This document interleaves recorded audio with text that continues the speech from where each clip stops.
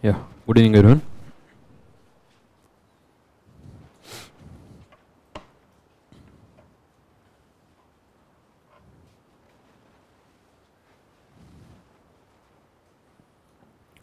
So, did you guys revise after the last class?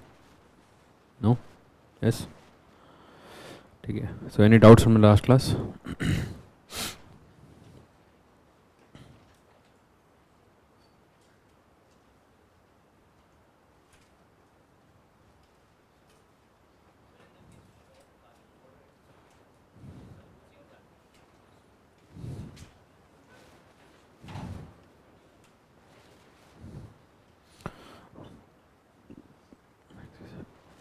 So, this carbon border adjustment mechanism is proposed by European Union for their markets, right?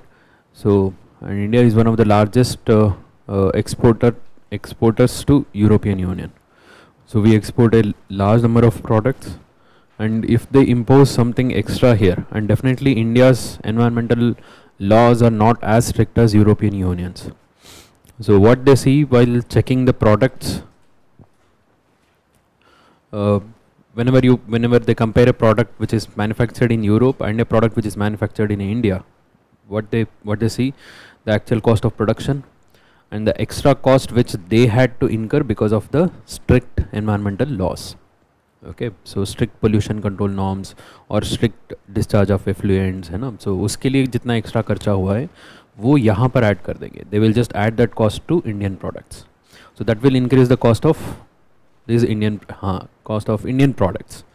So that will reduce the demand for Indian products, right? So that will be bad for Indian exports, right? So we have that advantage because it is cheaper. Why would the Europeans buy from us? Because it is cheaper, right? If it is of the same price, so then the people would prefer their own product, right? So exports may decrease and Indian trade may get impacted because of this. This is the concern. Because so their idea is they're thinking that if you increase the environmental laws, if you increase the overall conditions required for these environmental to control the pollution, so they're thinking that the industries from Europe will shift out. They will set up base in other countries. Okay, so but there are already so many industries which are already operating even before implementing this mechanism. So even they would get impacted, right? Right. So that is the issue. Anything else? Can you be louder?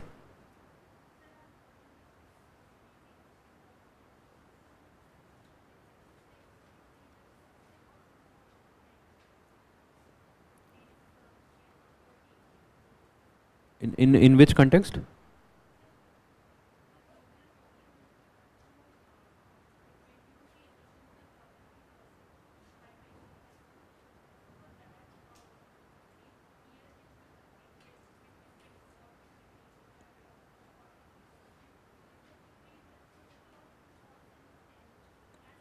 As per the present commitments in that emission gap report, right?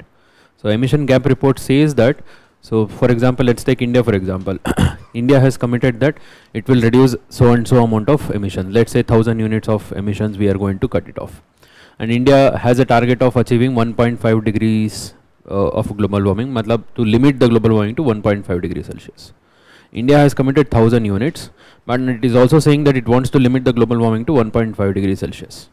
So this report will assess the overall India's growth, everything will see, and it will see whether this 1000 units cut is sufficient to limit the global warming by 1.5 degrees Celsius or not.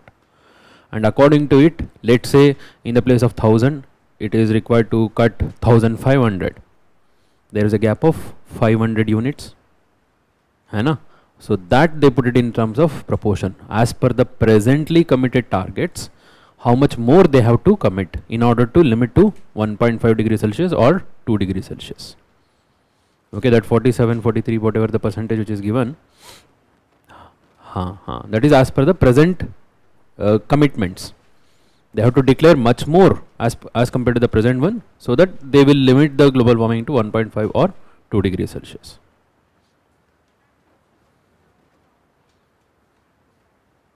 So today we'll discuss that. Today there is a topic on carbon credit and carbon trading. So we'll discuss that. So it will come up. So if I forget, you please remind me in that topic. Anything else? So rest all clear? Okay.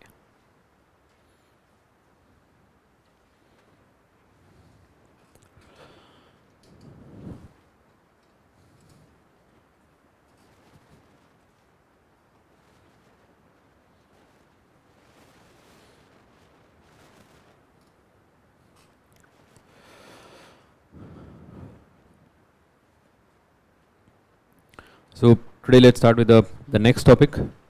So after that adaptation gap report. So we'll finish this first unit completely and then we'll start with the third unit, biodiversity कर लेते है ना, otherwise बहुत factual हो जाएगा. So climate related, pollution related दोनों. Yeah.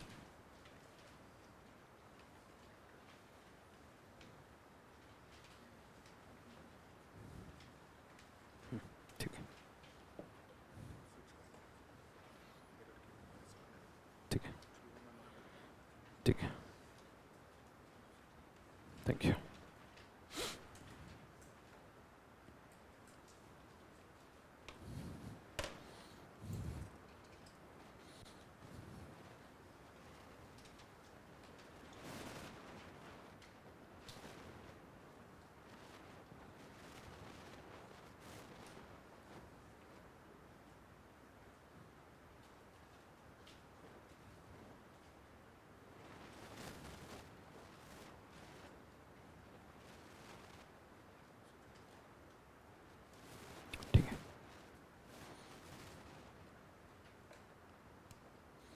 So the next topic is carbon capture, utilization and storage.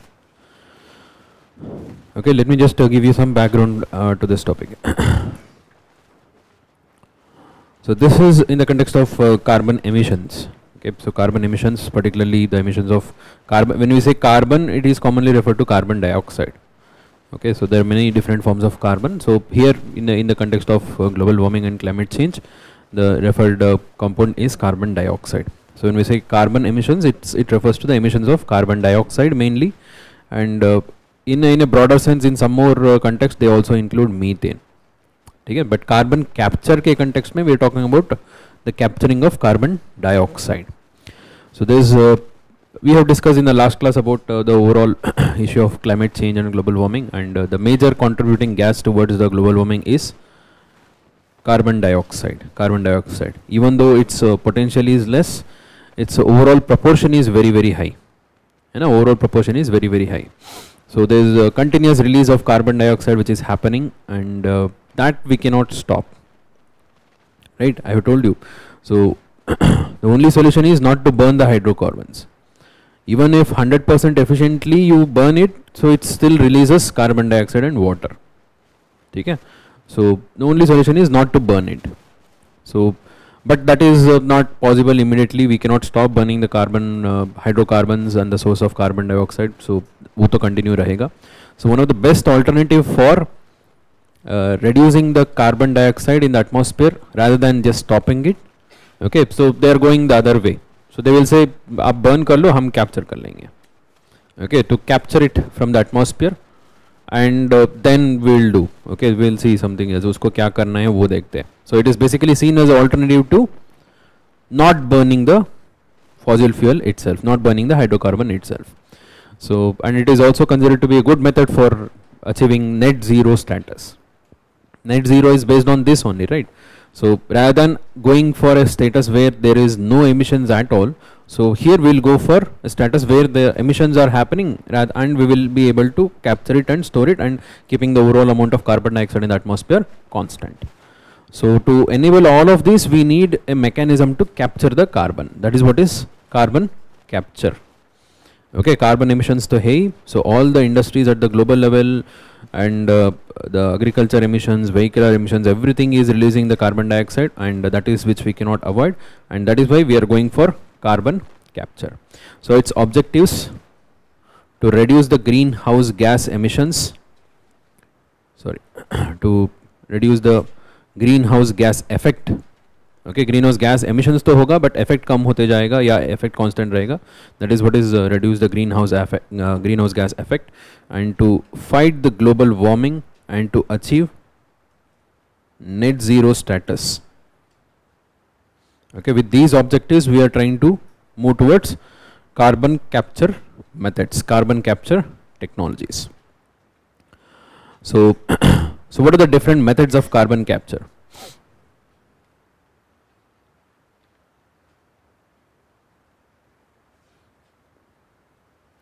There are two major methods of carbon capture. One is the natural method. Second one is the artificial method, okay, which we also call it as the engineered method of carbon capture, right? So what are the natural methods of carbon capture? क्या है बताइए? Yes, at the oceans through phytoplanktons, and then oceans में phytoplanktons, ठीक है. Other than that, oceans में और कुछ method है? The ocean water itself is also capable of absorbing carbon dioxide, right? The ocean water itself is capable of absorbing. And then mangroves, very good.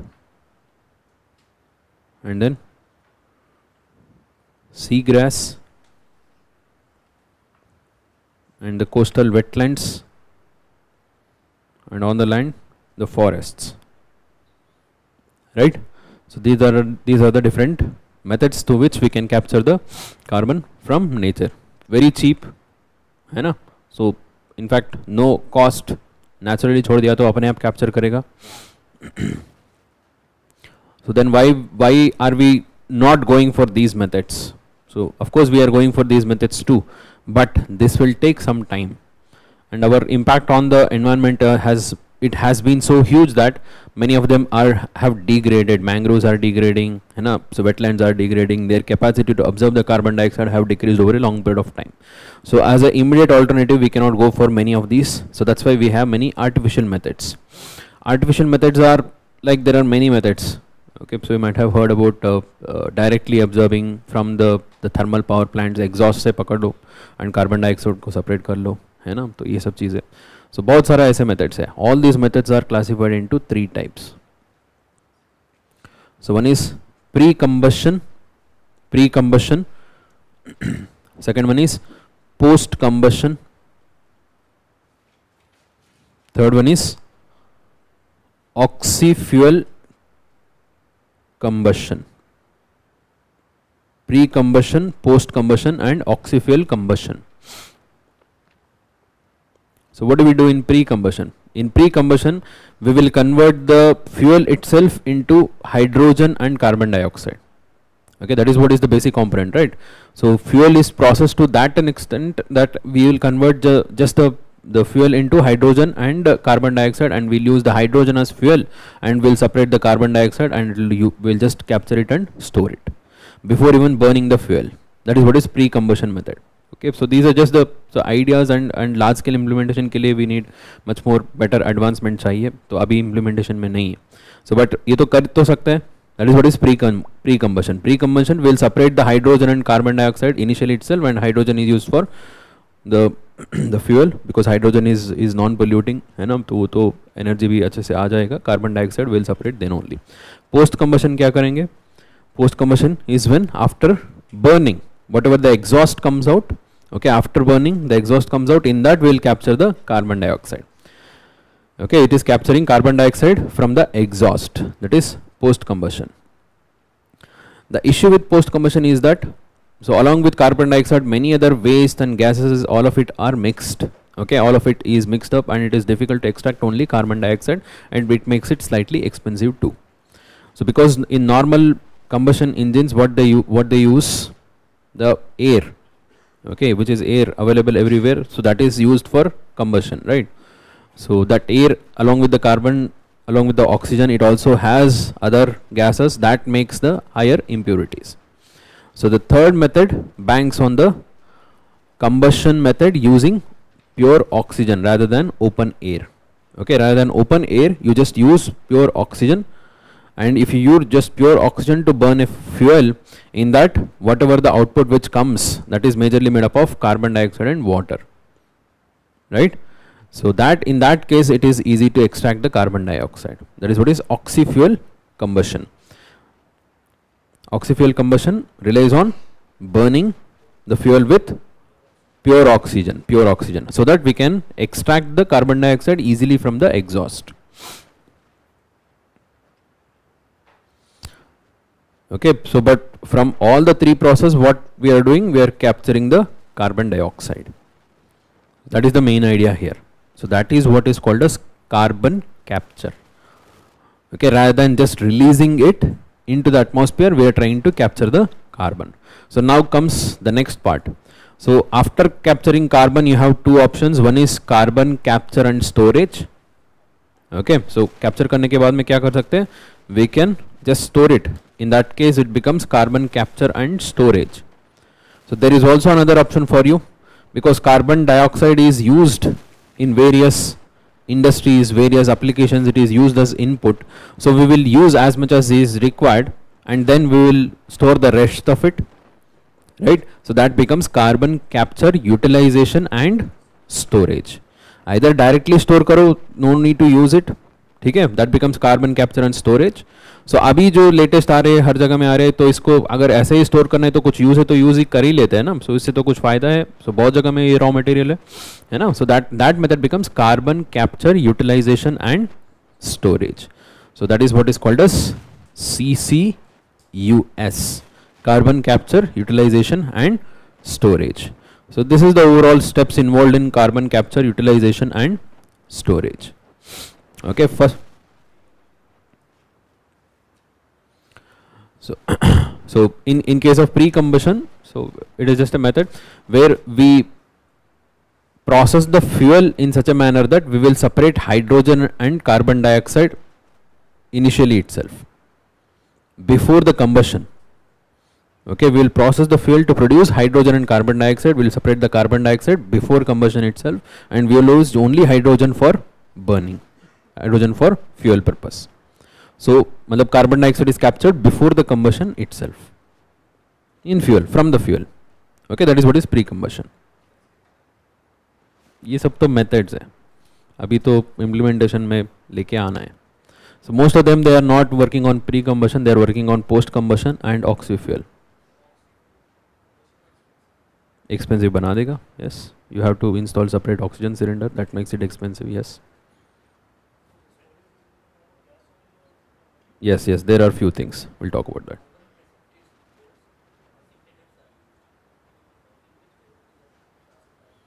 Post-combustion, carbon precipitators. Okay. So now these are the different stages in CCUS. One is capture. So जो वही जो अभी बात किया pre-combustion या post-combustion और oxy-fuel combustion जो भी होगा, so capture करेंगे. So then after capturing, we have to transport.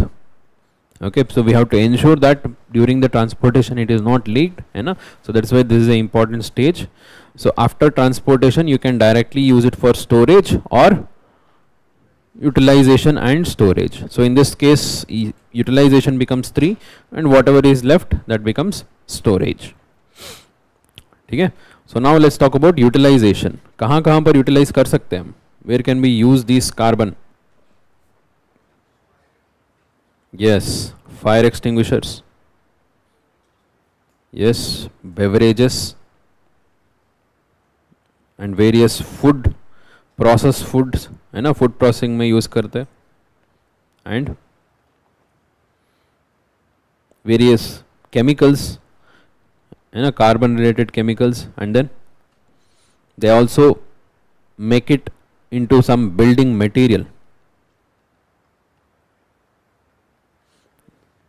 Cooling agent, very good, cooling agent.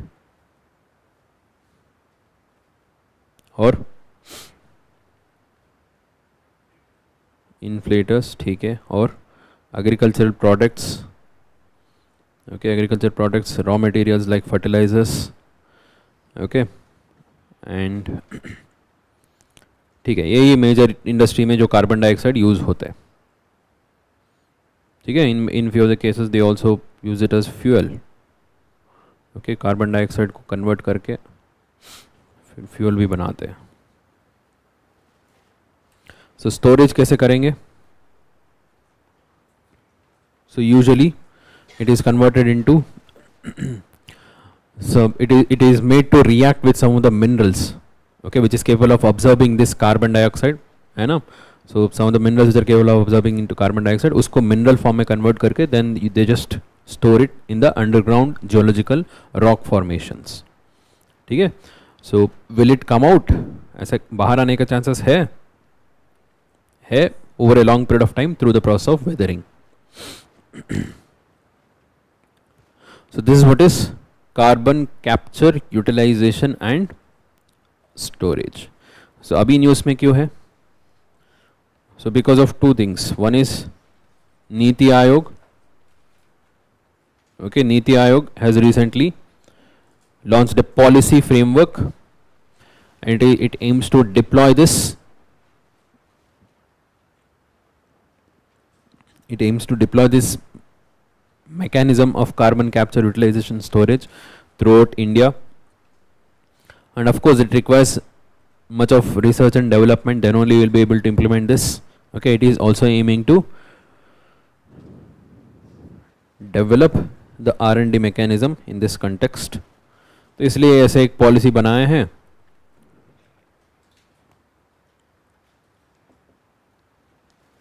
Policy important नहीं है but background is very important.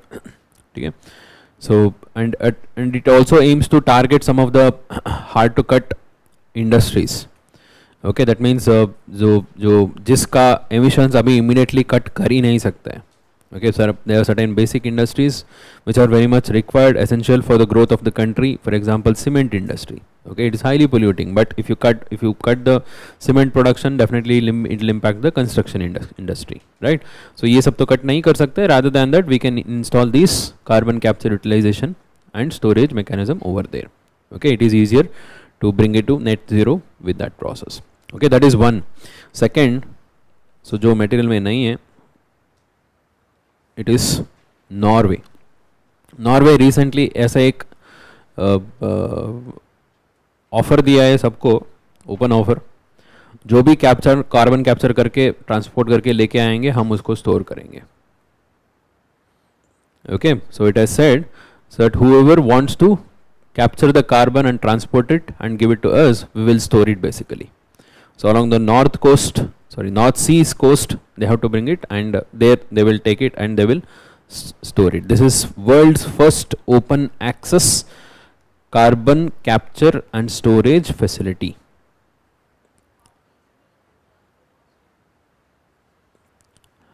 But in many of the cases, rather than installing the clean technology, rather than reducing the complete production, so this is better, right? So when the government is putting a cap on your emissions, total emissions, so this is kind of alternative. Yes, of course, the best solution is to reduce the emission itself. But in some cases, you may not be able to do for the short term, or you may not have the alternative technology available at all. So in that case, until we get this is the alternative. World's first open access carbon capture and storage infrastructure.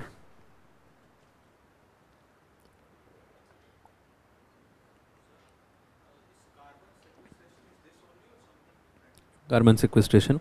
Carbon sequestration is a general term where carbon dioxide from the atmosphere is observed and stored. That is what is carbon sequestration. It is, we can say, carbon capture is a method of carbon sequestration. Carbon capture में है ना, so एक artificial man made input का clearly visible है. That is what is carbon capture. We are doing it intentionally. जो naturally होता है that is usually refer to as carbon sequestration. ठीक है.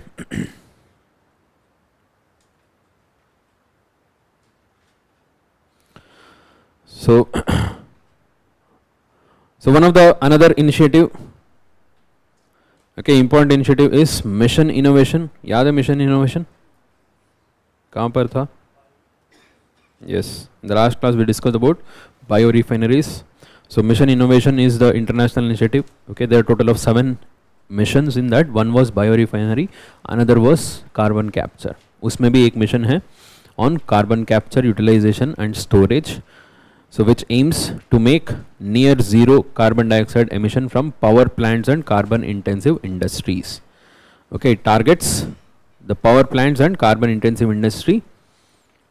Okay, तो वहाँ पर एक इमेज था, 7 मिशंस का एक इमेज था ना, उसमें एक कार्बन रिलेटेड था, देखो है, yes, that is carbon capture only.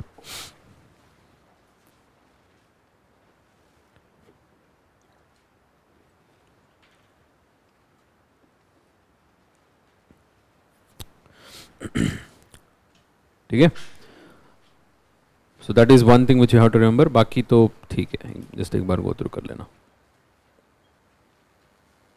So any doubts here? Clear? Methods of absorption, methods of capture. This is method of absorption and to hold that carbon dioxide in the solid form also. Okay, so let's move on to the next topic. Uniform carbon trading market. Yeah, this is one of the question asked 2018 का.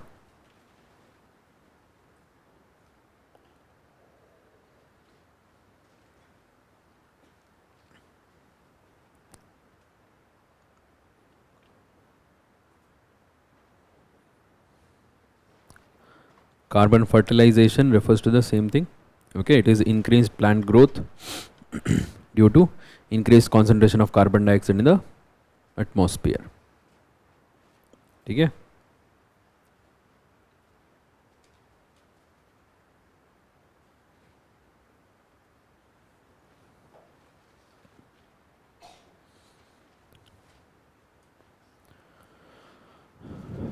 so next, uniform carbon trading market. So again we'll give you some basics background. Okay, let's start with what is carbon credit. So carbon credit, one carbon credit is equal to 1 ton of carbon dioxide. Okay, so this is the standards at the international level. One carbon credit means 1 ton of carbon dioxide.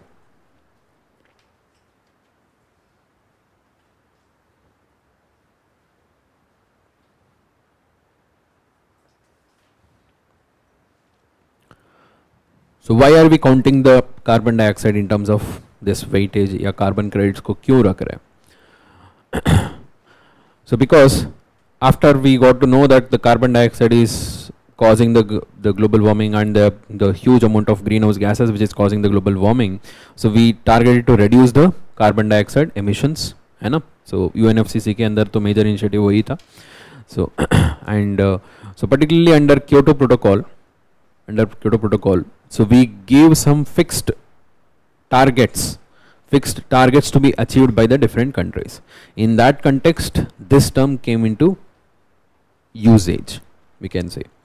Okay, otherwise what is carbon credit? Carbon credit refers to the release of carbon dioxide beyond the limit given to any particular emitter.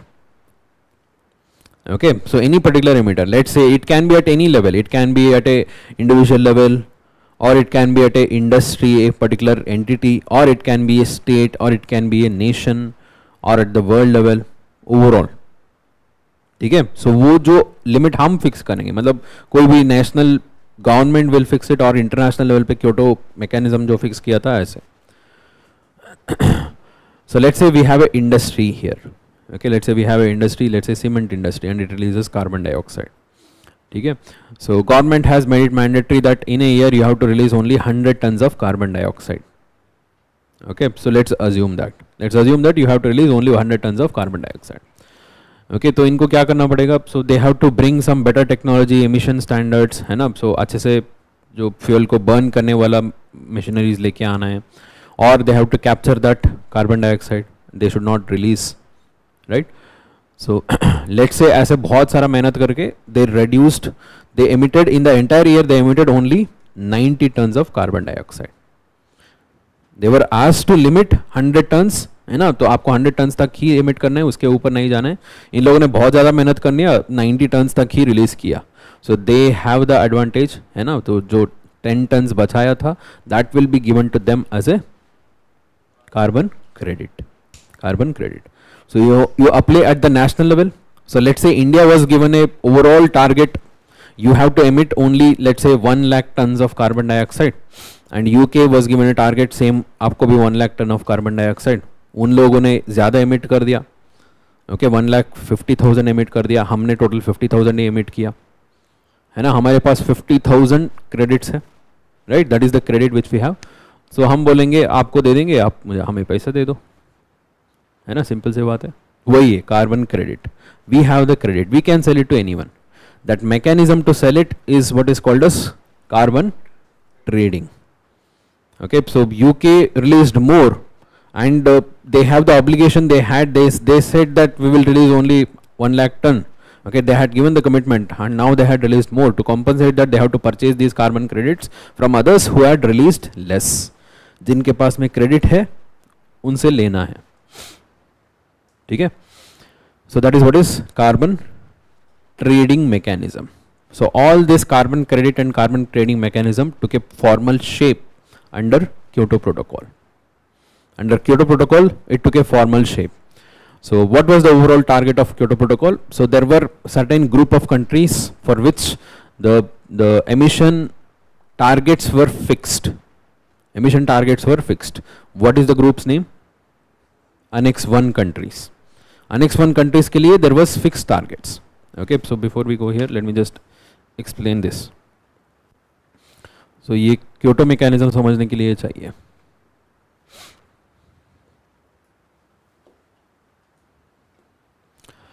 So there are total of 4 types of countries in Kyoto. Okay, it was in Kyoto. So first, the members of OECD. Okay, the members of OECD is first type of country. Second, economies in transition, IET, a second type of country. A third type of country is developing country.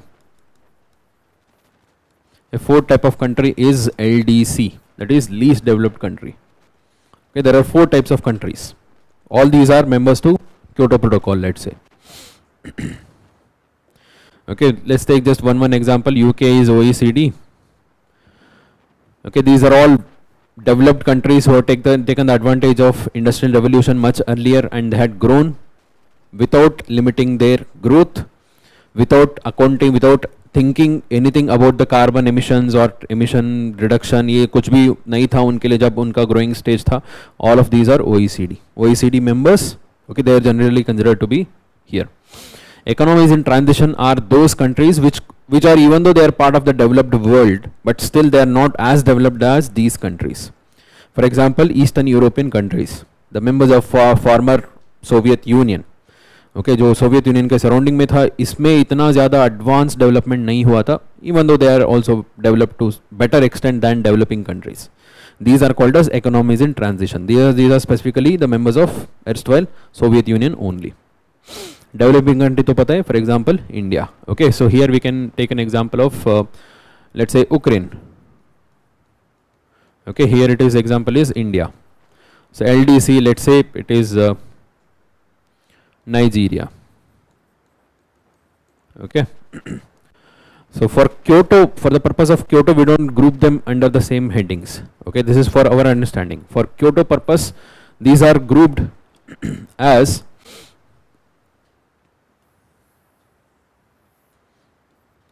Annex 1. Okay, so Annex 1 includes OECD plus economies in transition. This is what is called as Annex 1. So developing is non-Annex 1. Developing countries को बोलते हैं non-Annex 1 countries. LDCs are kept as it is, LDCs ही बोलते हैं उनको, LDCs. Okay, least developed countries. So now within Annex 1 there is a subgroup called as Annex 2. It is just OECD, which is Annex 2. So basically Annex 2 is part of Annex 1. Okay, it is subset of Annex 1. So is that clear? Okay. So now, so under the Kyoto, they agreed that they will cut down the emissions in a targeted manner. Okay, 5 years का target होगा, इतना cut down करना पड़ेगा. So these are the 6 gases which they targeted, right?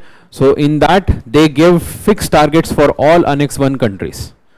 Annex 1 is basically जिनके लिए fixed targets था, that included both OECD as well as economies in transition. But Annex 2, they were required to help economies in transition as well as developing countries. Okay, that is their responsibility. Annex 2 का responsibility था because during their time of growth they did not think about any of the emission reductions. Now they have grown to their maximum extent and they have better capacity and better money. So let them use it. Okay, they were asked to help these countries. इन लोगों ने बोला कि हम भी fixed target लेंगे, हमें थोड़ा सा मदद चाहिए. Okay, so these OECD said चलो हम मदद कर लेंगे. So developing countries बोला ठीक है हमारे लिए fixed target मत रखो, हम कोशिश करेंगे reduce करने के लिए. Okay, so please don't keep any fixed targets. Okay, we will try to reduce it, but you help us. So Annex 1 countries said, chalo we will help you also. So Annex 2 countries. Annex 2 countries are expected to help both economies in transition as well as developing countries. So for these Annex 1 countries for whom there were fixed targets, it was a bit difficult for many countries to achieve these fixed targets of emission reduction. So there comes the Kyoto mechanism.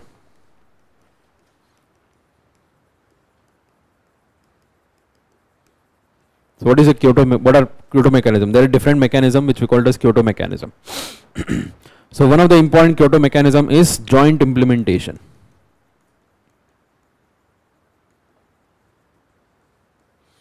Joint implementation. Joint implementation refers to a mechanism in which two Annex 1 countries can come together and implement a project and take the credits for both of them.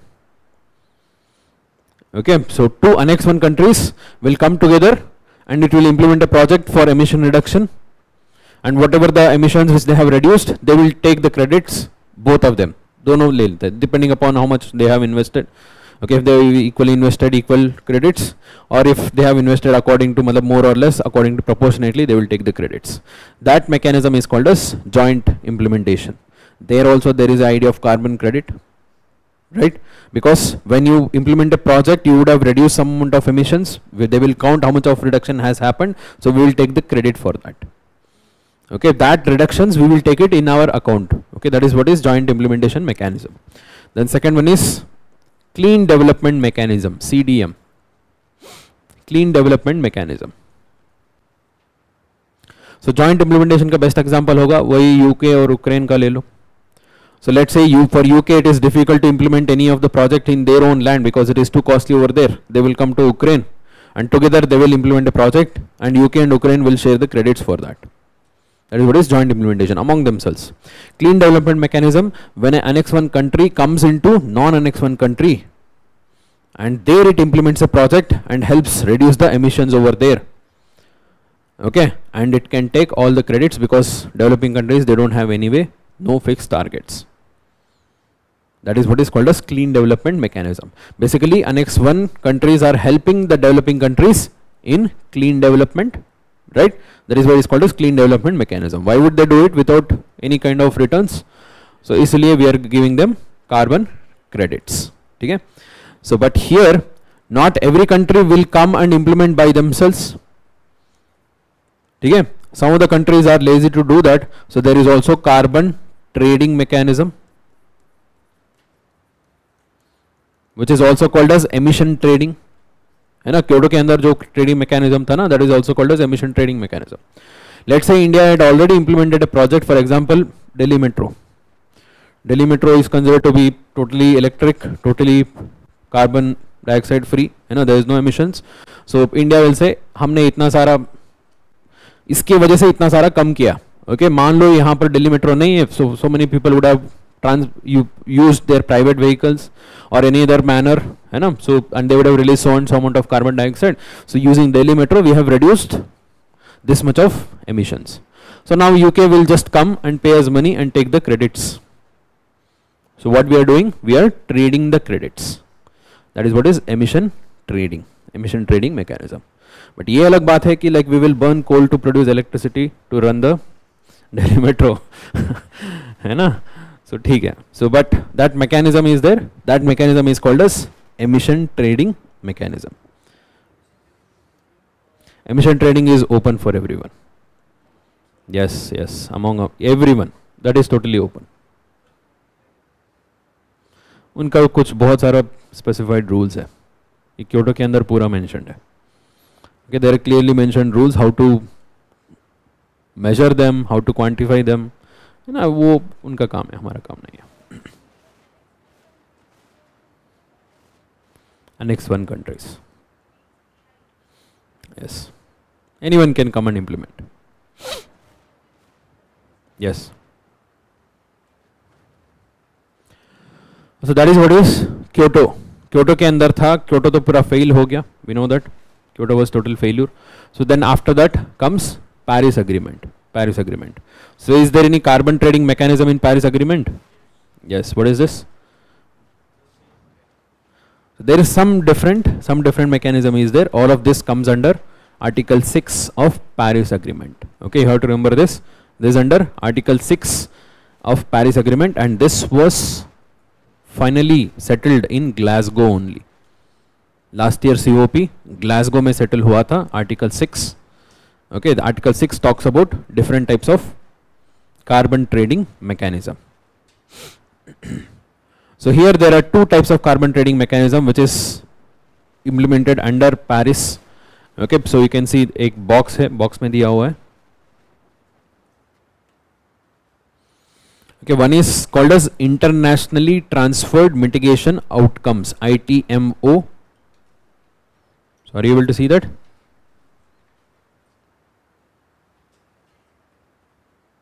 Internationally Transferred Mitigation Outcomes,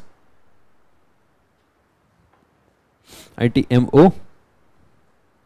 Second one is Sustainable Development Mechanism.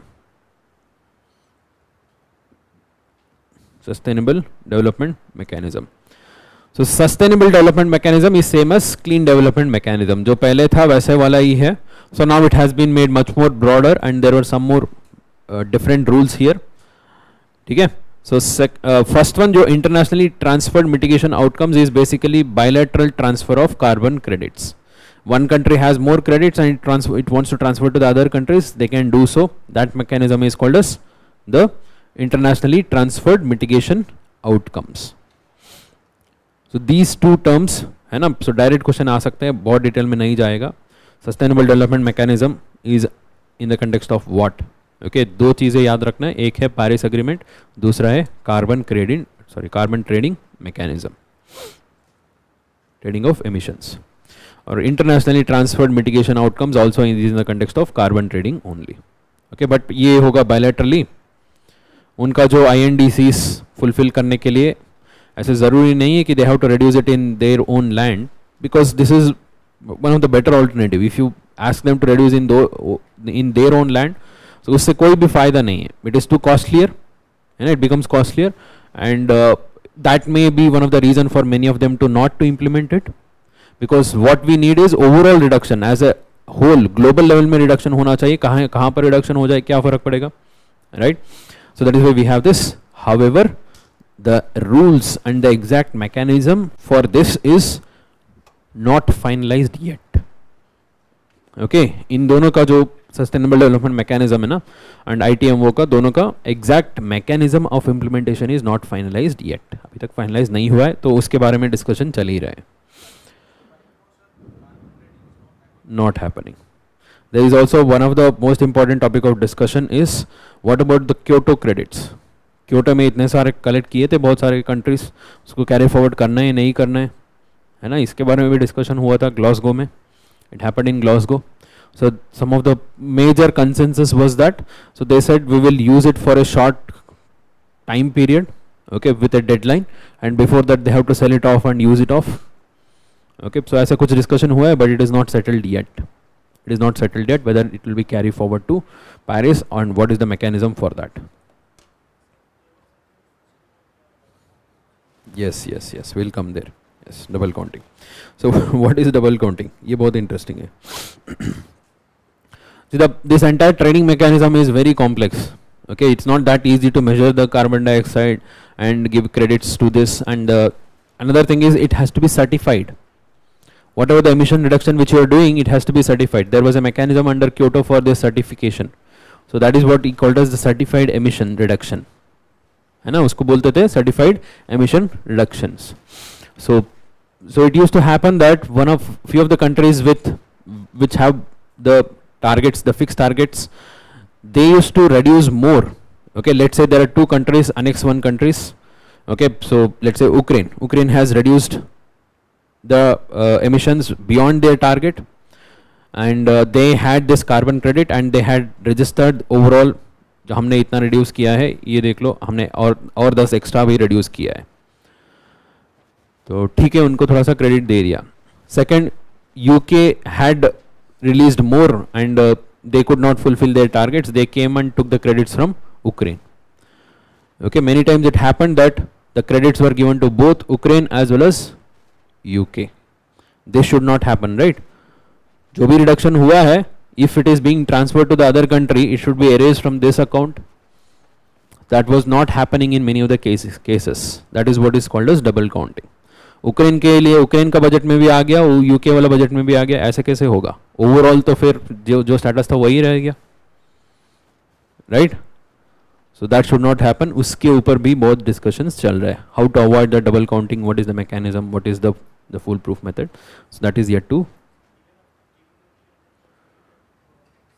या ये तो मैं बहुत simple तरीके से explain किया इसलिए easy लग रहा है, बट वो मैकेनिज्म बहुत मुश्किल है. The registry maintenance, the counting and the measurement methods. So वहाँ पर बहुत सारा loop holes था, उसको यूज़ करके double counting कर रहे थे. ठीक है? So these are the mechanism under Paris. Now why it is in news? The central government is considering the implementation of a carbon trading scheme at the national level. So subsuming all the mechanism. Okay, so I'll tell you what are the present mechanism. Okay, present mechanism कौन सा है वो बता दूंगा बाद में. So overall the present status is that there is no fixed targets for each and every industry as such, but the government is trying to bring that.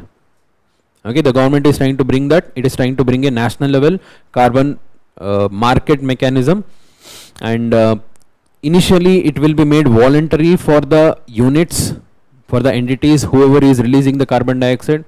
And on voluntary basis it will encourage the entities to sell the extra credits in the market and make money out of it, and gradually it is planning to bring the system of cap and trade mechanism. Cap and trade mechanism. Okay, now let me tell you what is cap and trade mechanism. So this is what is cap and trade mechanism. At the national level we have given a commitment through INDCs. India has said we will reduce so and so amount of carbon dioxide, right? So that is divided into different smaller amounts. Okay, at the state level, at the district level, and in each of the state how many industries are there, how many industries are releasing, ये पूरा assess करना है पहले, then only we can divide it. And we will limit each and every industrial unit and we will give them fixed budget. Okay, so cement industry यहाँ पर है तो उनके लिए होगा 10 tons of carbon dioxide, you cannot release more than this. Okay, here there is a iron steel industry, you have to release only this much, like this.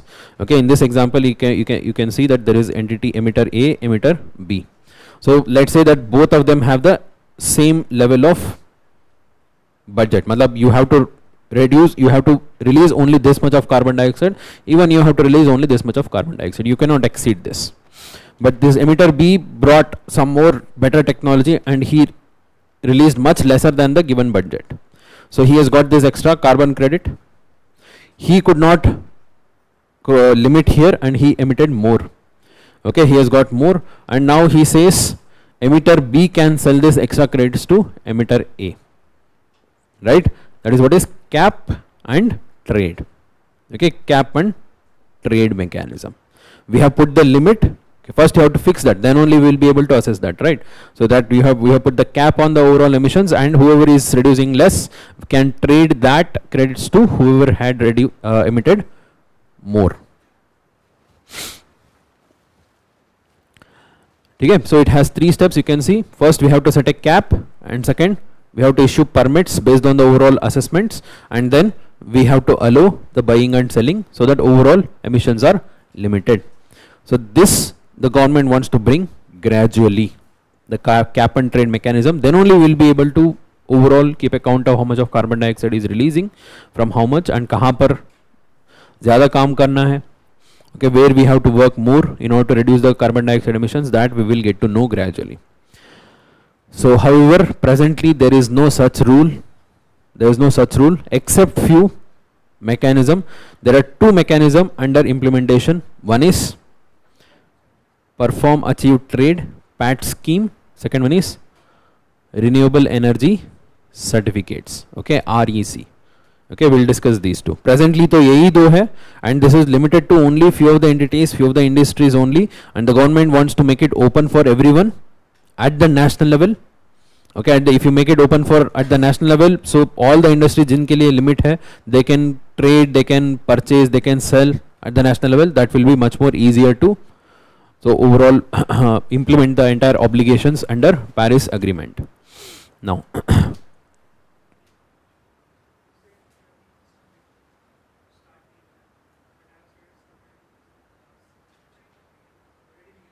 yes, China in fact market be established कर दिया.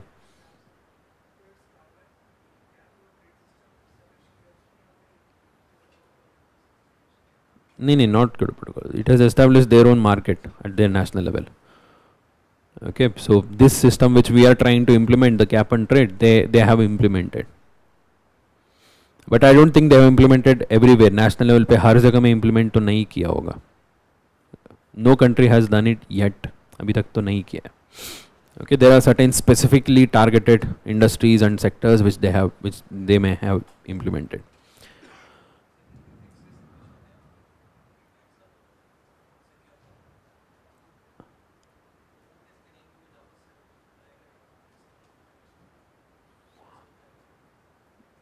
I'm not getting this. Excess emissions, उनके लिए extra tax लगना है.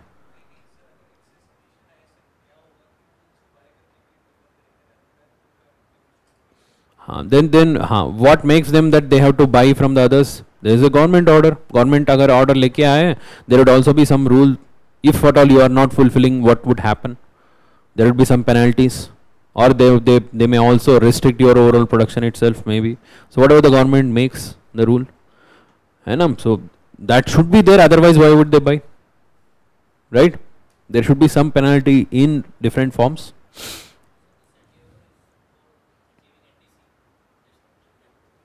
Yes. So overall idea to यही है, to achieve that INDCs. So what is the presently existing mechanism? Presently there are 2 mechanisms. Okay, one is REC.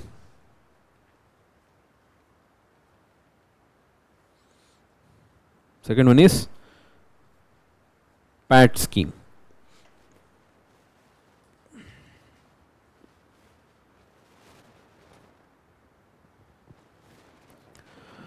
So REC is in the context of renewable energy producers.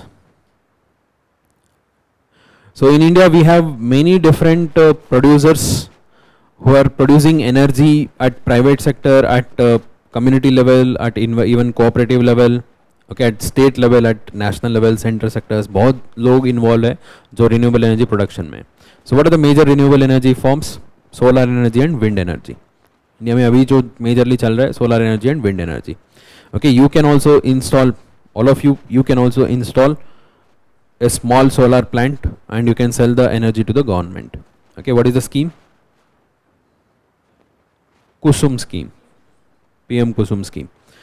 So even without this also there are many generators of this renewable energy are there. So but who will purchase from you? Government means there should be some agents, right? Discoms, distribution companies. Okay, distribution companies will be purchasing it from you. The government has made it compulsory for distribution companies to purchase a fixed proportion of their energy requirement. Okay, fixed proportion of energy requirement should be purchased from these renewable generators. जो generators है उनसे purchase करना इनको obligation है. So that is called as RPO. Okay, so that is renewable purchase obligations. So because at the end it is the discoms only who are giving the electricity to us. Okay, consumers के लिए कौन electricity देते हैं? Discoms, not the generators. Generators, there are different generators from there, all of them. So if it is generated through normal traditional methods, all the electricity is given to power grid and the transmission network. So discoms उनसे लेके distribute करेंगे. This is the process, right? So but these renewable energy sources who were producing renewable energy, so from there the discoms have to directly purchase. But many of the times these discoms, they are in a very haphazard functioning manner, है ना, उनका condition तो हमें पता है. Many of the times even in spite of giving these obligations, they will not purchase it. Okay, and second thing is there is the issue of storage for these renewable producers. They cannot store it for longer duration. Okay, so you are continuously producing. If this is not being sold, तो ये loss हो जाएगा, right? So in many of the cases it will be lost, and in many of the cases the government will say, so you please give it to us, I'll give you credit in return for that. Okay, whatever is lost or whatever it is taken by the government for all of this, that means the units which is not purchased by the discoms, the renewable energy generator will get a credit. So what do we call it as? Renewable energy certificates. Okay, that is what is REC. So this certificate is given by the government. उसके लिए एक अलग से agency establish हुआ होगा, तो उन लोगों ने एक certificate देंगे. ठीक है, आपने जो energy produce किया था, that was renewable energy, and you have a credit for that. One REC is equal to 1 megawatt. Okay, megawatt hour. One REC is equal to 1 megawatt hour. So what we will do with this certificate? Yes. So खाली certificate रख के तो हम frame करके तो नहीं रख सकते हैं ना. We cannot just frame it. So we need money in return. That is when we will be able to produce again. So for that there is a trading mechanism. So for those discoms who have not fulfilled their obligation, the government has made it compulsory. Okay, you have not purchased the electricity from these. At least you purchase these certificates. The equivalent amount of certificates you have to purchase. Okay, if you are not able to purchase this, you have to purchase the equivalent amount of certificates. उतना value होगा. ठीक है, so that is why there is a demand for this, all these REC. ठीक है, so and now government has made it open for everyone. It is not only these obligated entities, even anyone voluntarily can also purchase. Why would anyone voluntarily purchase this? So that they can keep it and sell it to these discoms when the demand is high. You can also make money. Even the individuals are allowed. The companies are allowed. Okay, it is openly traded. RECs are openly traded. So where? In two exchange. One is Indian Energy Exchange, IEX. Second one is Power Exchange, India Limited.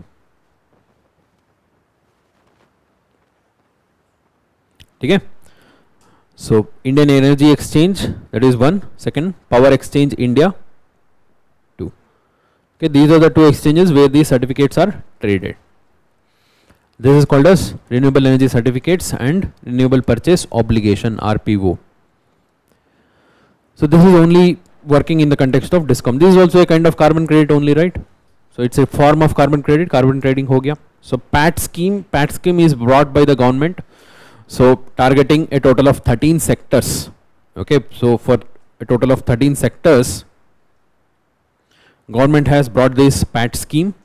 So these are the sectors which are considered to be a very strong emitters, मतलब बहुत ज़्यादा emit करते हैं, तो उनको target करते हुए government has fixed a basically cap, उनका जो emissions को cap कर दिया है. Okay, only in these 13 sectors, and who releases more than this, so they will come under this. वही cap and trade mechanism था ना, उसी के अंदर आ जाएंगे. So among themselves in 13 industries, 13 sectors, they have made it obligation that whoever is reducing less, they will be given a certificate, and whoever is releasing more, whoever is releasing less, they will be given a certificate. Whoever is releasing more, they have to buy these certificates from them. So that is what is called as perform, achieve, trade. Okay, perform, reducing less, sorry, releasing less is achieving, and then you can trade. Okay, so that is what is PAT scheme. So even these certificates are also traded in the same energy exchange. दो energy exchange मैंने बताया था ना, वहाँ पर भी यही trade हो रहा है. And yeah, these are the only things which are currently under implementation in India. So what do we call these certificates as? Energy saving certificates. So yes, here what in under PAT scheme what they get is energy saving certificates. For that there is a separate certification agency, and that certificate is only for these 13 sectors for which there were limits. Okay, and there the certificates are called as renewable energy certificates, REC, and there are two types of certificates over there: solar, non-solar. Okay, and that is there is a different certificating agency, and that is from the renewable producers.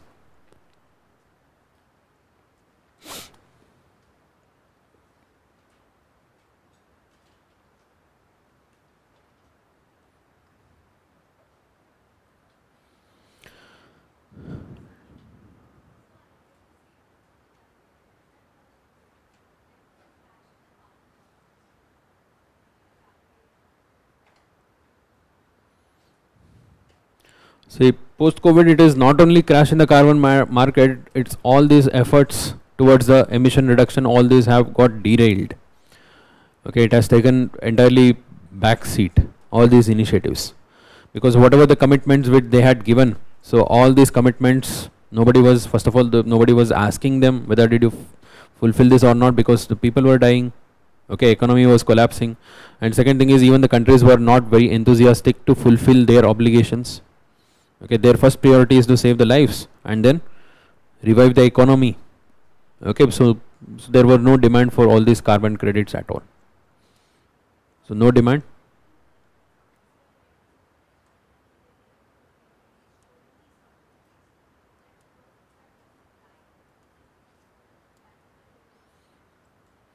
No, post-COVID, the reason would be the COVID itself, right? So ये भी हो सकता है. So there may be generators who are generated for a long period of time and they were certified and released at a time.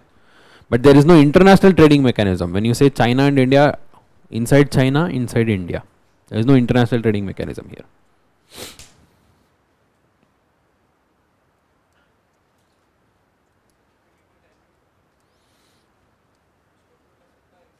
For now, there was no time limit, and there were some amendments which they are trying to bring to fix a time limit for that. Okay, there were certain amendments in this new act, the existing act. So in that they are trying to bring some time limit.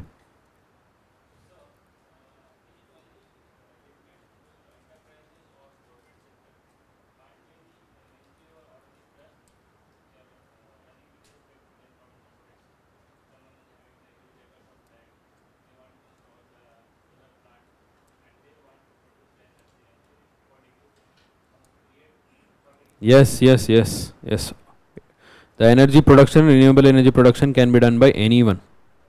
It is not limited to only the companies or the big corporates. Anyone can do. Anyone can sell it to the government. If they are not purchasing, you will get the certificate, which you can sell it. It is open for everyone. In fact, much more better provisions are there under PM Kusum. Okay, PM Kusum scheme. So it gives you subsidy also for establishing these plants. So that is much cheaper to establish. So, but not many have this awareness.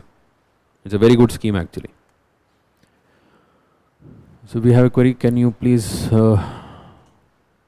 explain who maintains carbon accounts? How do companies report to the government and then the government to UNFCCC? How is accountability ensured? So, so there are multiple things here. First one, so at the national level there is no common limiting of these emissions. Okay, only under certain targeted sectors they are trying to do this. They are trying to limit the emissions.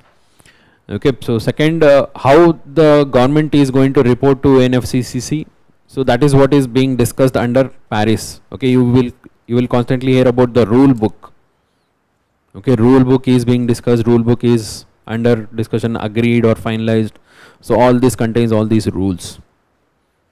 Okay, so यही rules होगा. So कैसे measure करना है, कैसे report करना है. So there is a public registry now. ये public registry में आ गया कि कितना एमिशन रिडक्शन हुआ है and on what basis you are counting this. Okay, so and the method of counting is also based on IPCC. IPCC methodology report है ना. Okay, there are 3 types of reports: assessment report, special reports and methodology report. That methodology report में जो methodology दिया है उसको follow करके emission count करना है. इतना डिटेल में चाहिए नहीं यूपीएससी में. ठीक है, कौन मेंटेन करेंगे, क्या मेथड यूज़ करेंगे, so don't worry about that, because Paris agreement के अंदर तो पूरा क्लैरिटी नहीं है. Okay, there is no clarity yet.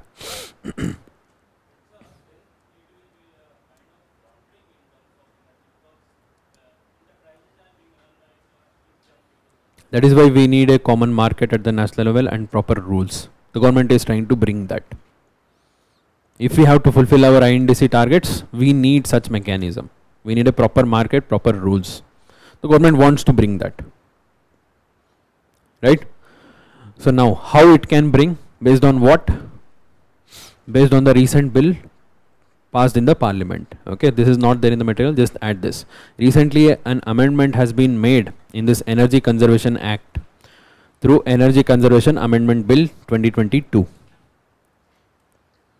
Energy Conservation Amendment Bill 2022 is passed in the parliament.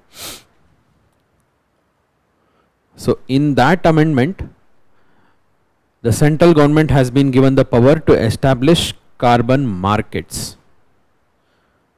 Carbon market and carbon trading scheme at the national level. Central government has been given the power to establish carbon market and carbon trading scheme at the national level.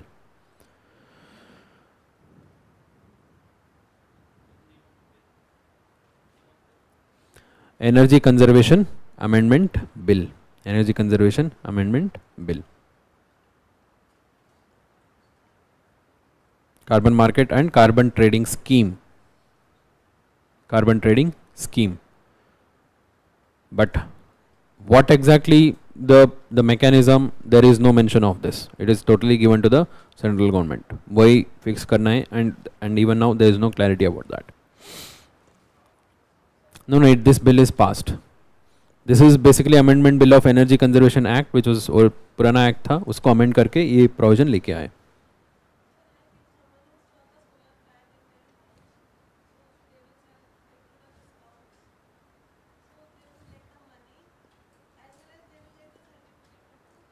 No, वही है. So if the discom is not purchasing, then only you will get the certificate.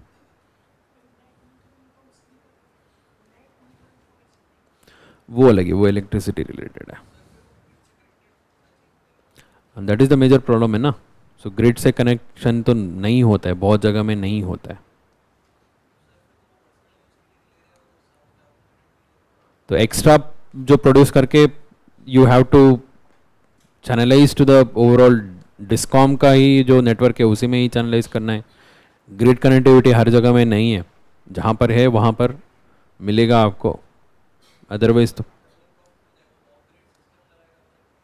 नहीं उसका तो sir ये सारे चीज़ के लिए नहीं देंगे ना. You have to have some connectivity, तभी वो फ़ायदा होगा. यस, चलो आगे बढ़ते, बहुत स्लो हो गया. Yes, carbon offsetting, so same thing. So when in the Kyoto mechanism, so when a country is coming and claiming the credits from another country, for example through clean development mechanism, UK has come to India and it has taken the credit. So India's extra credits are offset in the name of UK. That is what is carbon offsetting. Okay, so these credits are used to fulfill their own obligation. उनका जो obligation था उसको fulfil करने के लिए ये credits use कर लिया. That is the meaning of carbon offsetting. ठीक है, तो ये दो मेजर टॉपिक था. सो आगे जो है, so there were some small topics which I skipped, वो पूरा कवर कर लेते हैं एक बार. Okay, these are just small news, so I just keep telling, so note down करते जाओ.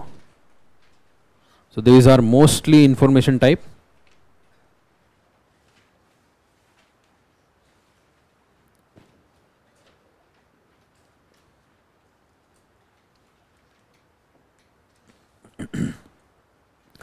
हाँ, so while talking about the latest COP, I told you last appendix में दिया है.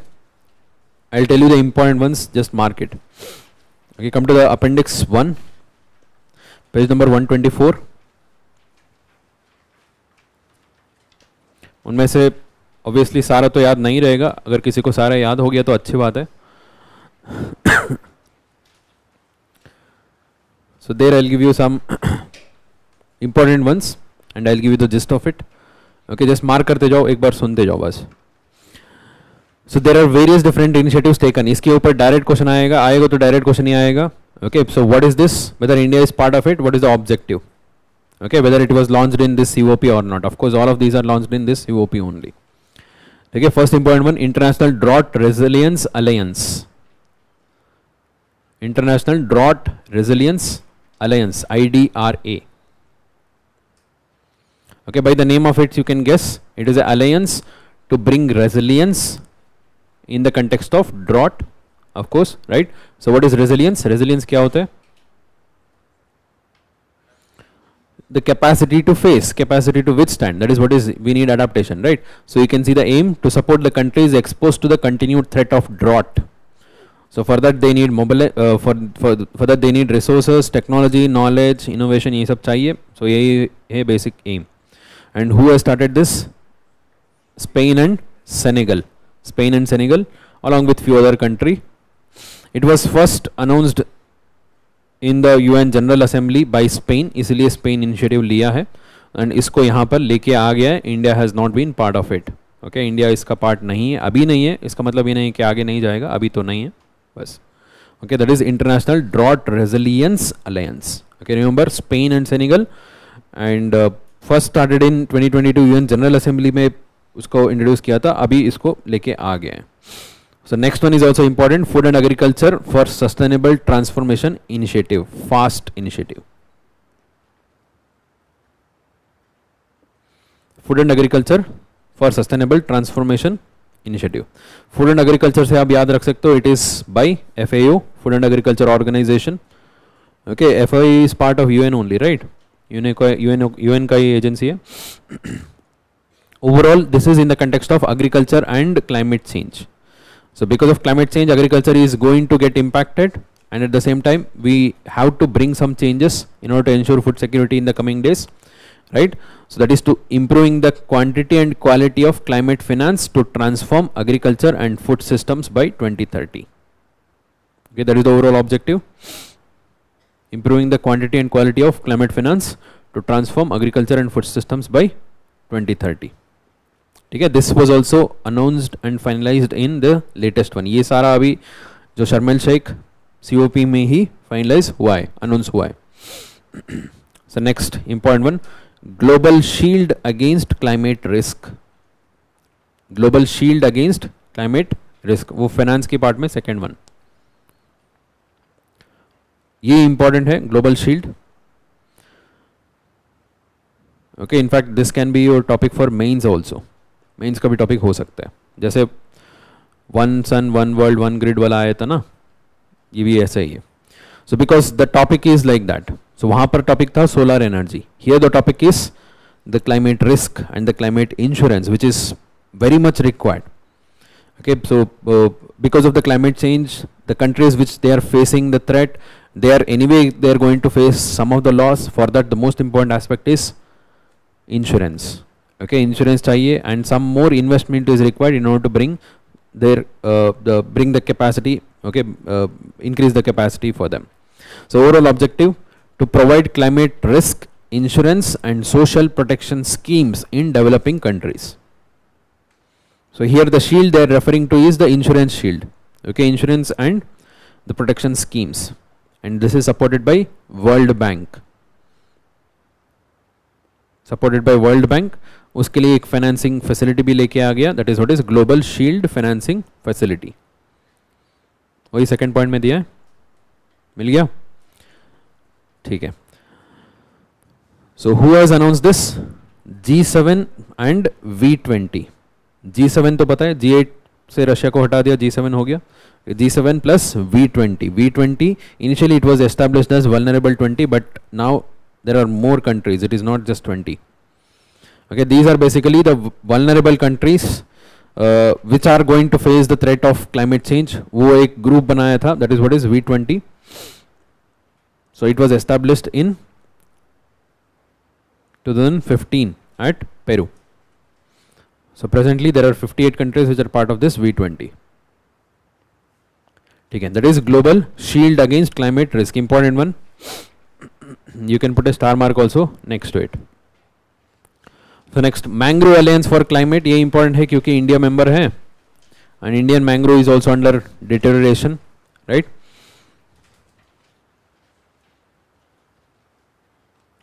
So overall idea है कि to spread awareness regarding the importance of mangroves in the context of climate change, because mangroves can be used to fight climate change, to fight global warming. कैसे?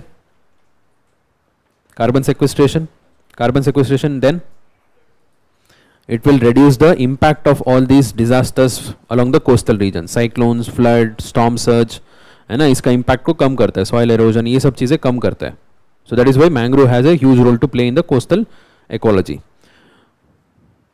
Okay, so that is the aim, mangrove alliance for climate, and this is initiated by UAE and Indonesia, and India is a member here. FAU? FAU ने तो नहीं है इधर, है क्या?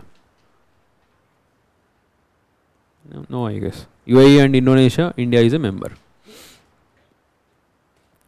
ठीक है, एक और important one. Next one, forest and climate leaders partnership. Forest and climate leaders partnership. ये इसलिए important है, ये ग्लासगो से continue हुआ है. There is something which has been continued as Glasgow. One of the important outcomes of Glasgow summit was the last COP26, in that many countries came forward and they formed a group and they said by 2030 we'll stop deforestation. Okay, by 2030 they wanted to completely stop deforestation, and they did not discuss how they are going to do this, and this is how they are going to do this. They have formed another alliance. Okay, and they are saying that हम इसको ऐसे थोड़ा सा और result oriented बना देंगे. So India तब भी मना कर दिया था, हम इसका पार्ट नहीं होंगे. So India has said that our immediate priorities are not this. So that grouping which is part of this earlier, है ना, जब कमिटमेंट दिया था ना, उसी का ये जो एक्सटेंडेड बना के ग्रुप बना दिया. So which is led by UK and European Union. So they're saying that they will mobilize the public and donor finance, and they want to support the indigenous peoples and local communities initiatives. In the same context, we have two important programs which are being run from the Kyoto time. Almost similar program. कौन सा है? Red and Red Plus. वो भी same ही था, है ना? So जो deforestation, to reduce deforestation and degradation. Okay, that is what is red. Reducing emission from deforestation and forest degradation. That was supported by UN. Almost same mechanism. Whoever is contributing there, तो उनके लिए थोड़ा सा पैसा दे दो, तो उनके लिए अच्छा रहेगा, तो और करेंगे, ऐसे कुछ था, है ना? वो सब तो अभी now it has taken back seat. So next, African region में आ जाओ. Initiatives with focus on African region. First one, Africa Just and Affordable Energy Transition Initiative.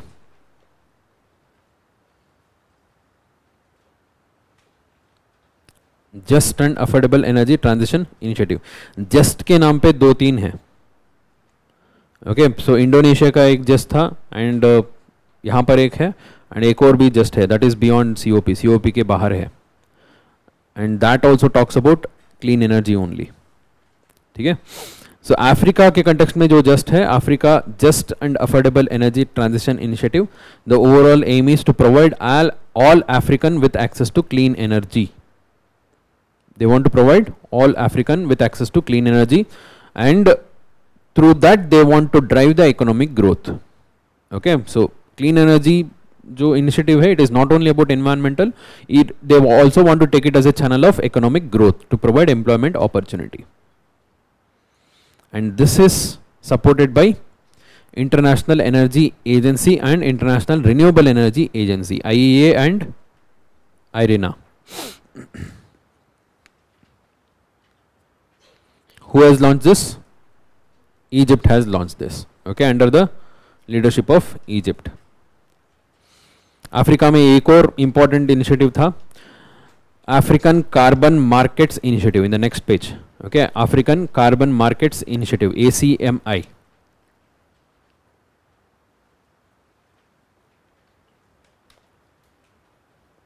Overall, to support the growth of carbon credit production and create jobs in Africa. Okay, basically to set up a proper carbon market mechanism in Africa. That is what is African Carbon Markets Initiative. इसमें बहुत सारे लोग involved है. All of them are very important. One is Global Energy Alliance for People and Planet, GEAPP, Global Energy Alliance for People and Planet. So this is like an informal alliance, and this was started in the last COP. Last COP 26 में इसका शुरुआत हुआ था, GEAPP. And second one is Sustainable Energy for All, SE for All. This was started in the year 2011. It is partner agency to UN. It is not directly part of UN, but it works as a partner agency for UN. Sustainable Energy for All. And third, UN Economic Commission for Africa. These three are part of this, who are going to implement this.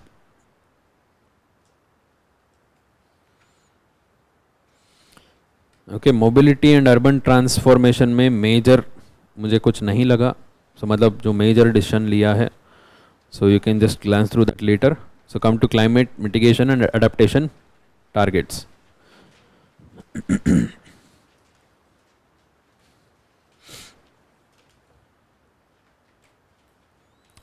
So this is important because this is something which is continuing from Glasgow. First Movers Coalition Cement and Concrete Commitment.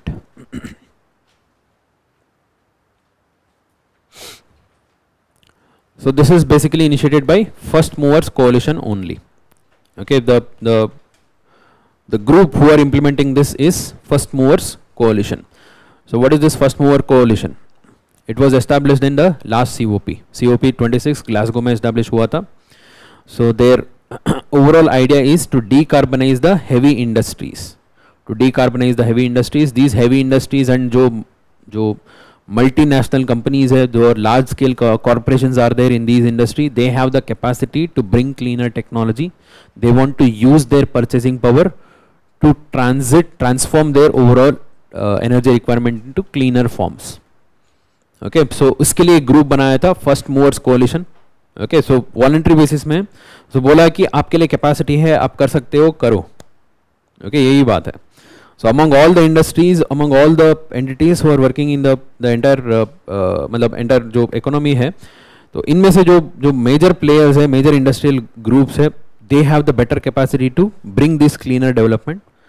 छोटे मोटे लोगों को तो compulsion बाद में आएगा, अभी immediately force नहीं कर सकते, तो उनके लिए बोला कि थोड़ा सा encourage करके group बनाए हैं. India is also member of this First Movers Coalition. So in that coalition meeting happened here.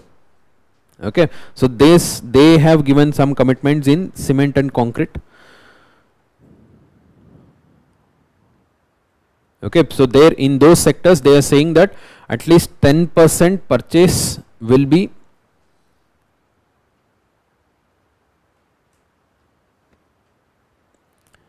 okay. First movers pledge to purchase at least 10% near zero carbon cement and concrete by 2030.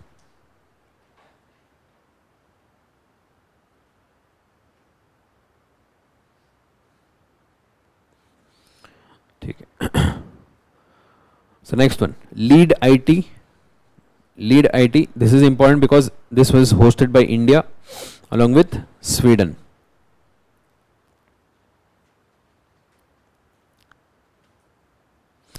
Full form is Leadership for Industry Transition Summit 2022. It happened along with COP 2027 के साथ में ही हुआ था. So overall idea is pursuing the low carbon transition of the industry, and this is supported by World Economic Forum.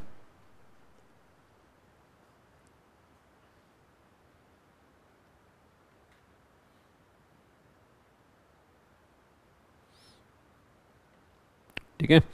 So after that come to the next page.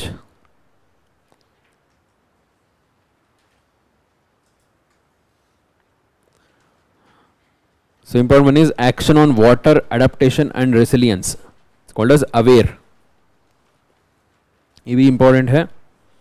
AWARE. This is initiated by Egypt and World Meteorological Organization.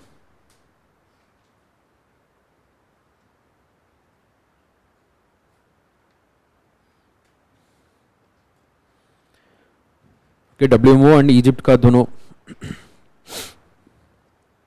action on water adaptation and resilience. So basically to address the water scarcity and to decrease the losses worldwide and improve the water supply, and to bring a better cooperation among the different countries in the context of ensuring water security. Okay, overall in the context of water availability के context में ही. Action on water adaptation and resilience. AWARE. Next, Global Renewables Alliance.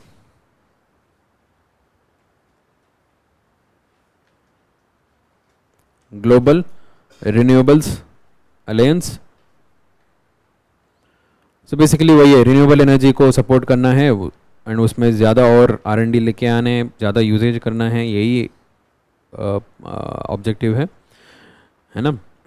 So you can see that to position renewable energy as the pillar of sustainable development and economic growth and bring together all the technologies required for energy transition in order to ensure accelerated energy transition. ठीक है.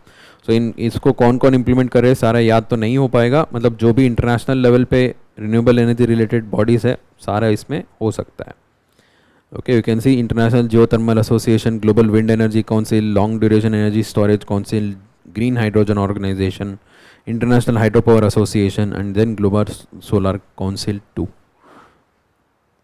चलो एक last वाला, Executive Action for 2023-2027.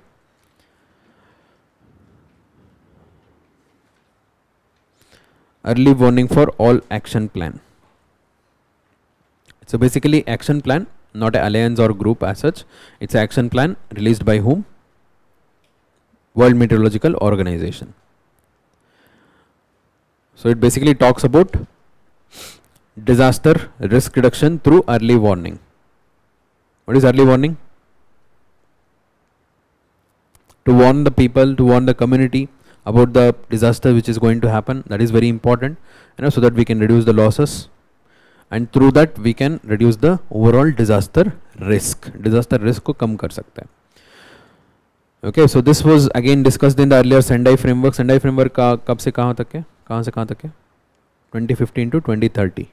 Sendai framework, the present framework which is under implementation in the context of disaster risk reduction. Okay, so in addition to that, they want to bring major focus towards multi-hazard early warning system, and for that they want to mobilize $3.1 billion between 2023 to 2027. So basic idea is, what you have to remember for prelims, who has released this? WMO. And what is the idea? To establish this multi-hazard early warning system and to mobilize money for that. ठीक है, तो पहले इतना याद रखो. If any of you can remember these things, then you can go beyond that. Okay, so that is why we have given in appendix. So other than that, in the first section there are a few more short news. We'll just quickly cover that. Okay, come to page number 19. Other initiatives in news.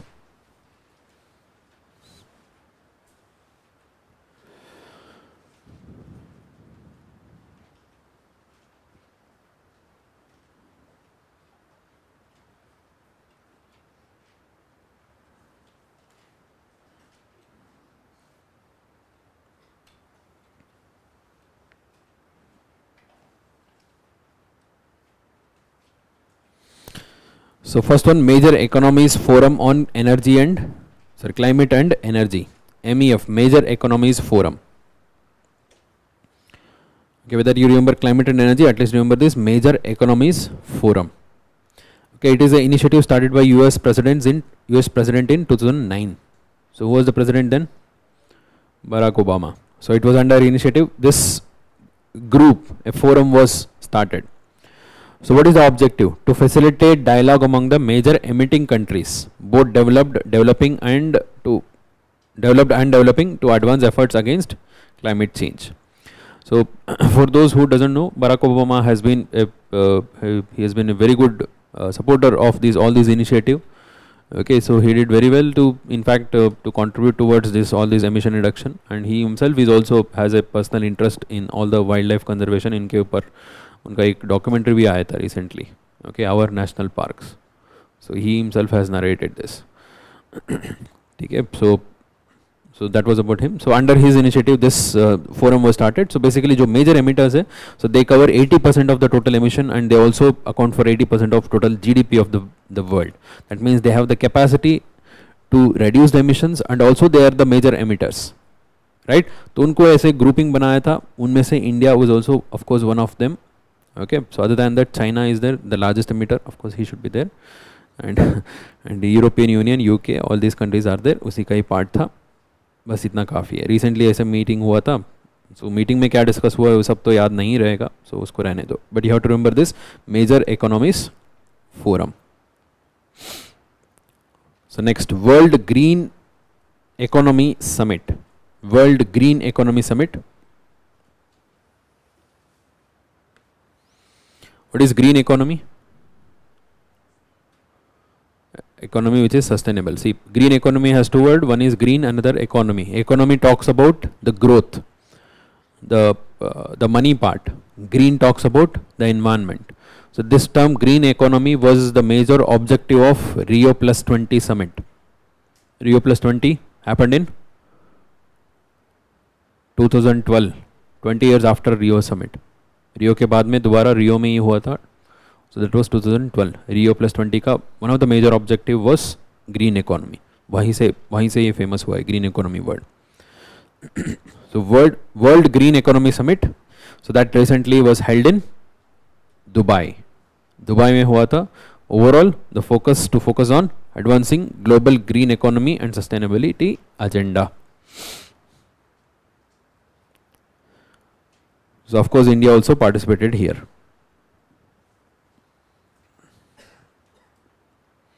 ठीक है. After that, so the next one is Zero Emission Vehicle Transition Council. इसके नीचे देखो, Zero Emission Vehicle Transition Council.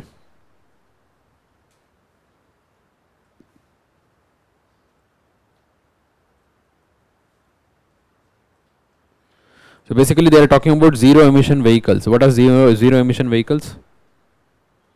Electric vehicles basically. Okay, electric vehicles and other vehicles are hydrogen vehicles, hydrogen based, fuel based yoga. So that these are the ones which are called as the zero emission vehicles. So this grouping is basically formed to bring transition towards the zero emission vehicles, and this grouping was formed in 2020, and India is also a member to this. And this grouping met along with COP26, तब participate किया था. तो बस ऐसे ही news में है.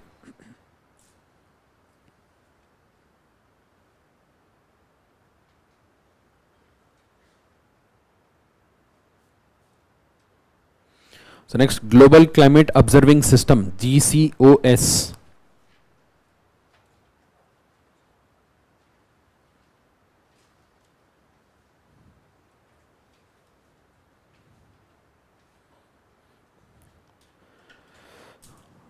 So a recent plan was released, Global Climate Observing System Implementation Plan, GCOS Implementation Plan 2022. By whom? World Meteorological Organization. Okay, so basically, so in the context of the climatic conditions which are changing during the global warming, climate change, इस time में जो change हो रहा है ना, उसको observe भी करना है, एनालाइज भी करना है, एंड कंटिन्यूसली हमें उसके हिसाब से रेडी भी रहना है. For that, the monitoring is very important part. For that, we have this system, and उसका एक plan लेके आया है. So no need to go in detail. So you just have to remember that it is part of this WMO, World Meteorological Organization का ही part है.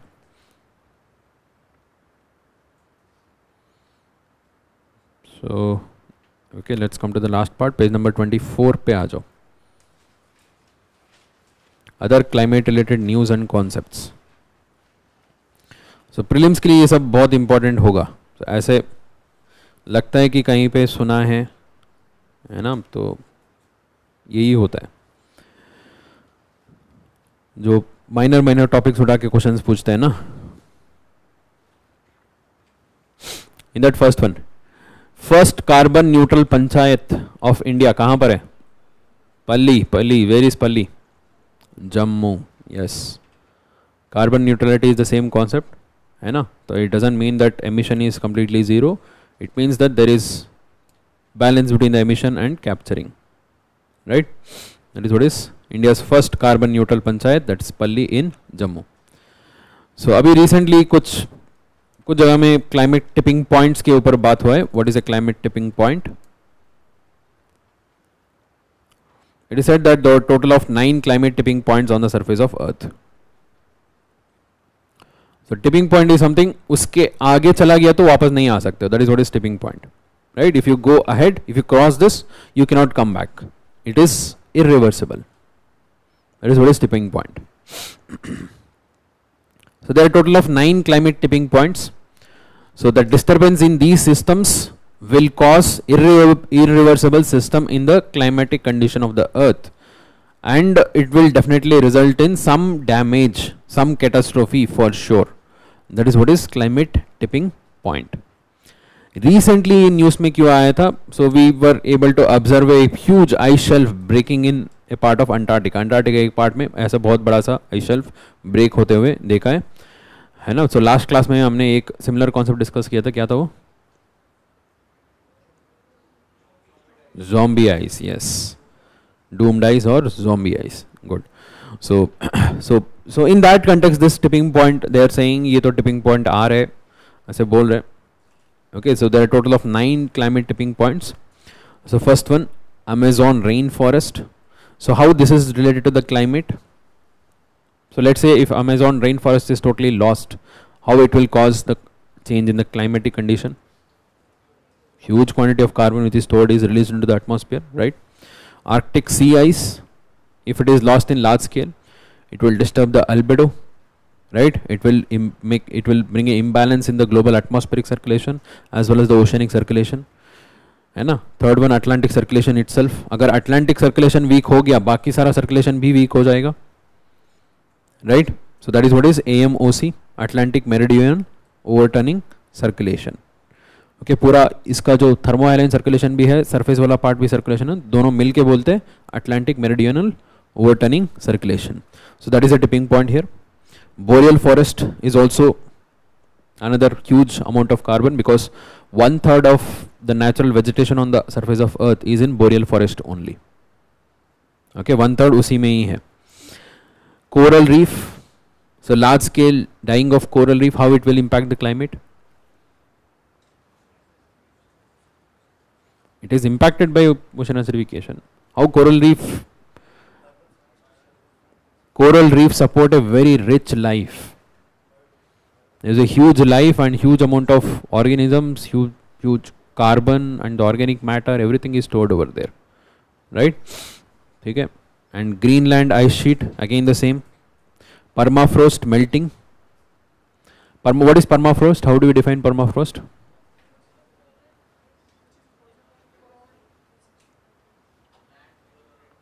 How long?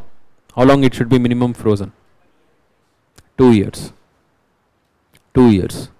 Okay, any land which is frozen continuously for 2 years, it is called as permafrost. So why permafrost will not support vegetation growth? Because the roots cannot penetrate, and even if it penetrates, it will freeze. Right? It will not be able to absorb the nutrients. It will not be able to support the vegetation. The thawing of permafrost, we use the word thawing. Thawing referring to melting. Thawing of permafrost releases huge quantity of carbon which is trapped in that region. उसके नीचे जो भी carbon है and even the fossil fuels, all of these are going to come out and that is going to be released into the atmosphere. Okay, so and then West Antarctic ice sheet and Wilkes Basin, that is East Antarctica. Okay, West Antarctica, East Antarctica, again related to the ice melting. Okay, so that can trigger large scale losses. These are all what we call it as the tipping points. Once we cross it, there is no coming back from there. Greenwashing, already asked in last year. Okay, prelims, what is greenwashing?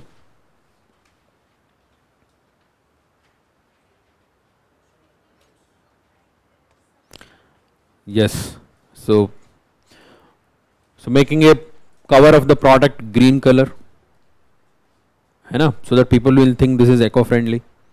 That is a simple example. लोग सोचते हैं eco-friendly है या organic है ना, so food items का cover में green color labeling लगा दो, so लोग सोचते हैं organic होगा, ठीक है.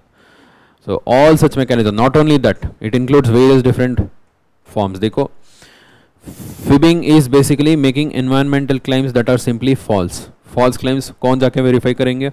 So just claim करो.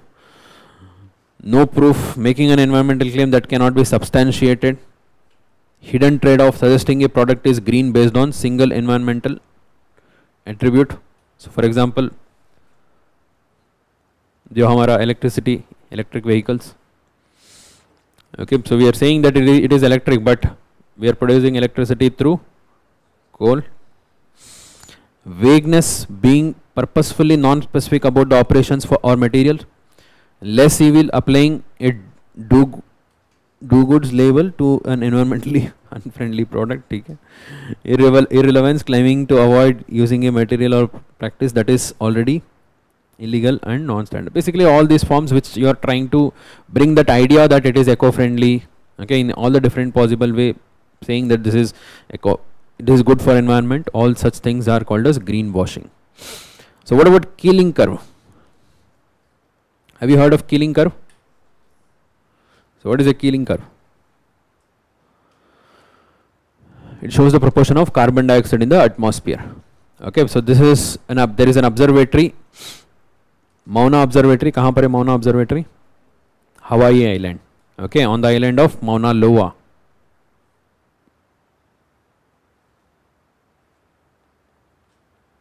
What is Mauna Loa? Mauna Loa क्या है?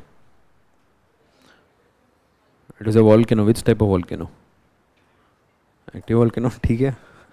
और it's a shield volcano.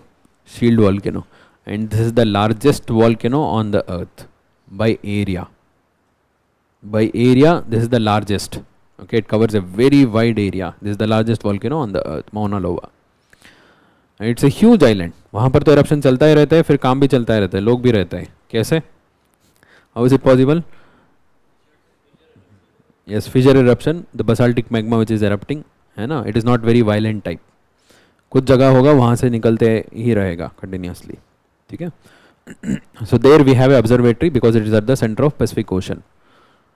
Okay, with less disturbance we can observe the amount of carbon dioxide in the atmosphere. Okay, we have been observing since last 50 years, 50-60 years, and that observation is plotted in a curve which is called as the Keeling curve. And if you observe closely, this is not a straight line. In each year, the amount of carbon dioxide present varies. It increases and decreases.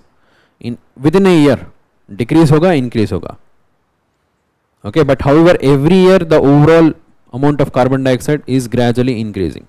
Since 1960, we have since when we are measuring, that is around 310. So right now we have crossed to 318. Okay, the present level of carbon dioxide is 318 ppm. Sorry, 418 ppm. Okay, so in the last 70 years itself, we have come to know about this. 60-70 years. So what is the reason for this variation?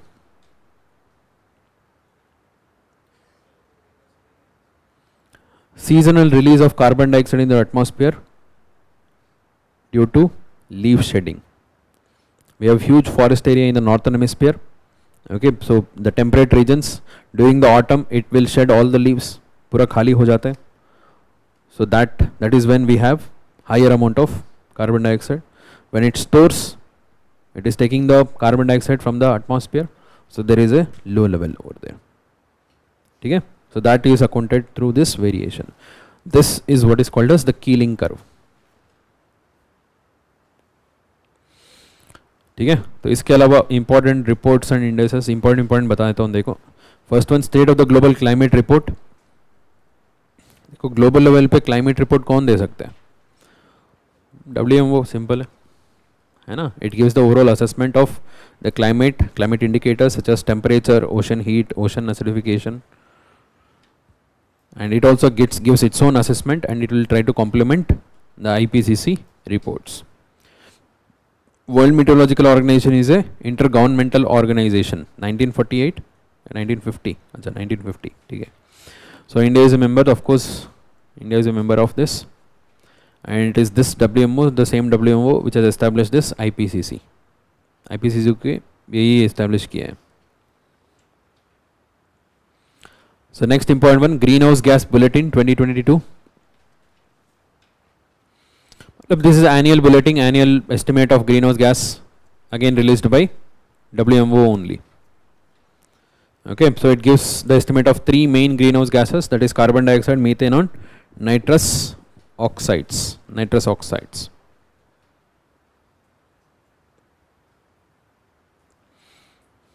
ठीक है. So next important one, nationally determined contribution synthesis report, NDC synthesis report 2022. So NDC क्या था? Paris agreement के अंदर जो commitments था, that is all NDC. So UNFCCC makes a summary of all the commitments made by the countries, and it gives this report. And the latest report says that the combined climate pledges will cause, which will be able to limit the global warming to 2.5 degrees Celsius, है ना. उसको 2 degree या 1.5 degree के लिए लेके आने के लिए और ज़्यादा प्लेज करना पड़ेगा. So next important one, come to the next page, climate change performance index 2023. हाँ ये बड़ा सा इंटरेस्टिंग है.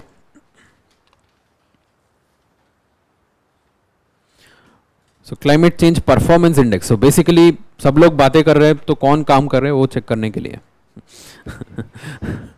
So who is actually working properly as per their commitments, and whoever is going to fulfill the Paris Agreement commitment, उसको check करने के लिए we have this climate change performance index. Okay, so you should not be misled by the name of this report. It is not climate change performance. So it is the efforts to reduce the climate change and उसमें performance. Okay, so मतलब top rank वाला मतलब है they are doing very well. They are reducing the climate change. Their efforts are very well. ऐसे. This is released by whom? German Watch and Climate Action Network. Okay, ये दोनों important है. तीसरा हो सकता है तो याद रखो, but ये दोनों तो याद रखना ही है. German Watch is important. So it evaluates a total of 59 countries, European Union, and India is part of it, of course. जो major countries का ही evaluate करते हैं.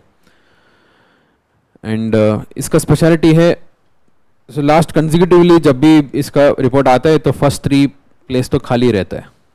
इसका मतलब कोई भी ठीक से काम नहीं कर रहा है. Okay, the first 3 places are always kept empty, and Denmark is at 4th place, India is at 8th place.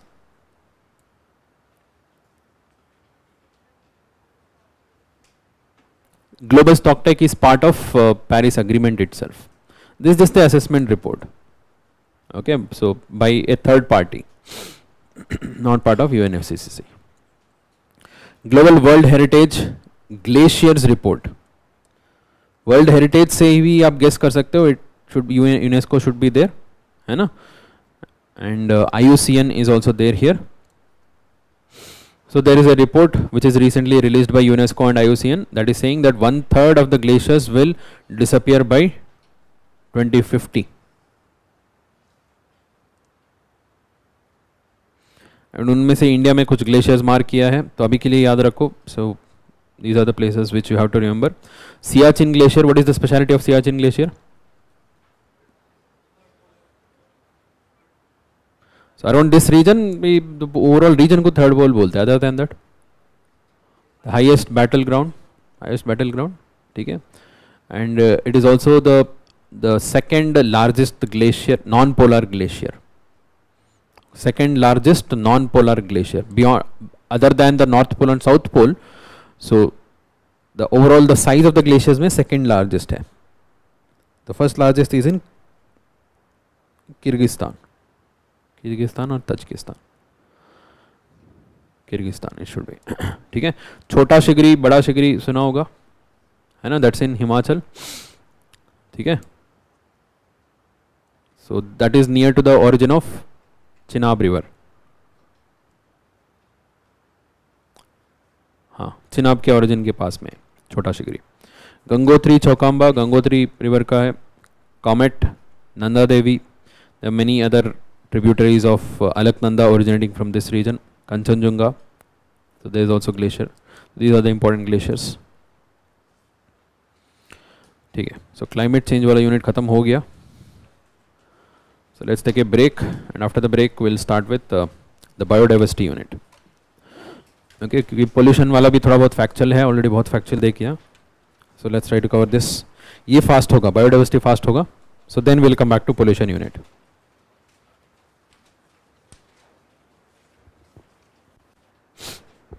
Yeah. So come to the third unit, biodiversity.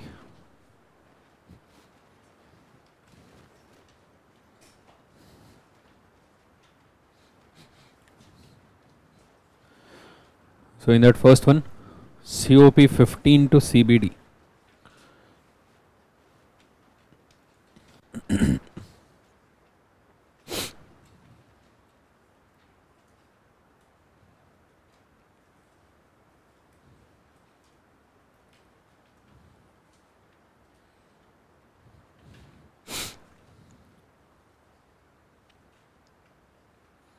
So it is full form is UNCBD, United Nations Convention for Biological Diversity.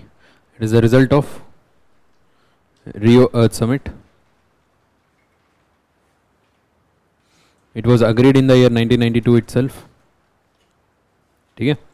So basically this convention aims to conserve the biodiversity on the surface of Earth. Okay, there are three objectives: conservation of biodiversity, and then sustainable use, and then fair and equitable sharing of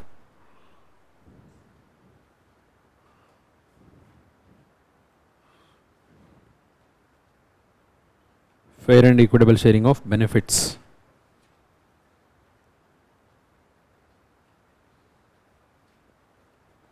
Right? First we have to conserve the biodiversity.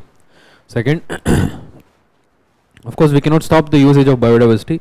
It is required for our survival on the surface of Earth. Right? We derive various different resources from the biodiversity. So we have to use them in a sustainable manner. That is the idea. And third one is, so whoever is conserving, they should get the benefits of this biodiversity. The tribals, the local people who are protecting the biodiversity, they should get the benefit of this biodiversity. So if somebody else is making use of it, so they should share the benefits with the local people. That is what is equitable sharing of benefits. It came into force in the year 1993. 1993, and the first COP happened in 1994. COP 1 to UNCBD, okay, that was 1994 itself. And so there was initially there was some थोड़ा बहुत delay था. पहले एक साल किया, फिर उसके बाद में 2 साल में किया, थोड़ा बहुत गैप दिया. बट अभी जो हो रहा है regularly, it is happening once in 2 years. The COP to CBD happens once in 2 years. The last COP was held in, कहाँ पर था?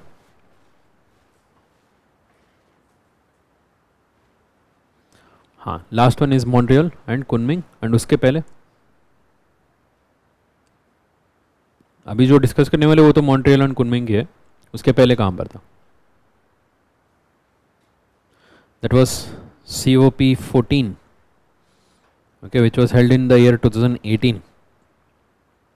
That also happened in Sharm el Sheikh. वो शर्म एल शेख में ही हुआ था.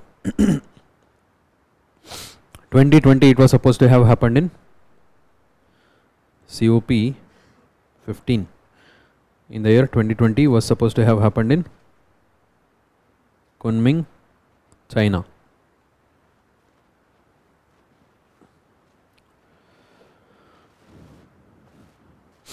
UNCBD का स्पेशलिटी पता है? USA is not a member. There are 194 members except USA.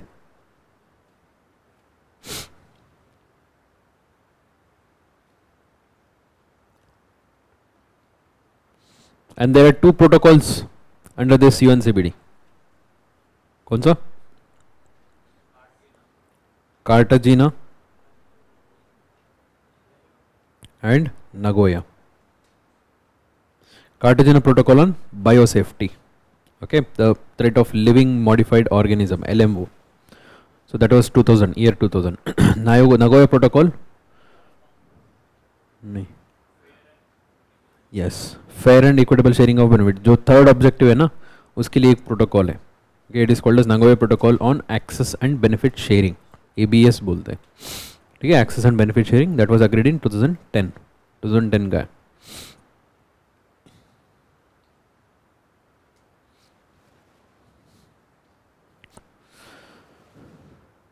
Biosafety, Cartagena protocol on biosafety, Nagoya protocol on access and benefit sharing, ABS. 2000, Cartagena 2000. ठीक है, so ये सब background है. ठीक है, so the most important COP of all अभी तक जो हुआ है ना, among them the most important is Nagoya. The Nagoya COP was COP 10. Okay, it was COP 10. It was held in 2010. 2010 में हुआ था नगोया में. That resulted in Nagoya protocol itself. Okay.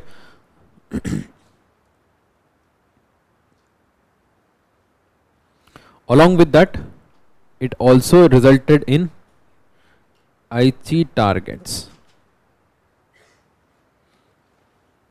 Aichi targets are basically part of strategic plan for biodiversity between 2010 to 2020. When they met in Nagoya in the year 2010, they finalized a overall strategic plan of action to conserve the biodiversity, to use them in a sustainable manner, and to ensure the equitable sharing of benefits with the locals. इसके लिए एक plan बनाया था. And all this plan overall they made it as targets, and these targets are called as Aichi targets, which is part of this plan itself. Okay, there are a total of 20 targets. There are a total of 20 targets to be achieved in the year of 10. 10 years में achieve करना था. And ये तो पूरा failure हो गया. This is a total failure. Okay, nothing much achieved. In fact, और ज़्यादा damage भी हुआ in the last 10 years. ठीक है. So that was about to end. खत्म हो रहा था 2020 में. So in 2020 they had planned to meet in Kunming in China. So but so पूरा कहानी change हो गया चाइना के वजह से. So it was the COVID-19 situation which postponed the CBD, COP to CBD. So it was originally supposed to have held in 2020. So then they conducted first part in 2021, the two online. Okay, so online class जैसे तो online meeting करवाया, तो उसमें तो कुछ outcome नहीं आया था. दे सेड नेक्स्ट ईयर मिल लेते पक्का. तो पर नेक्स्ट ईयर तक तो सिचुएशन ऐसे ही था कुनमिंग में. China was having still the issue, उनका जो स्ट्रिक्ट कोविड पॉलिसी ये सब चीज़ें था ना. Then they shifted the location itself to Montreal.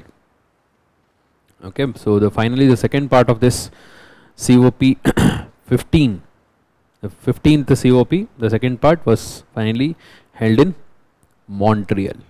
Okay, so we have to study about the overall outcome of this Montreal only.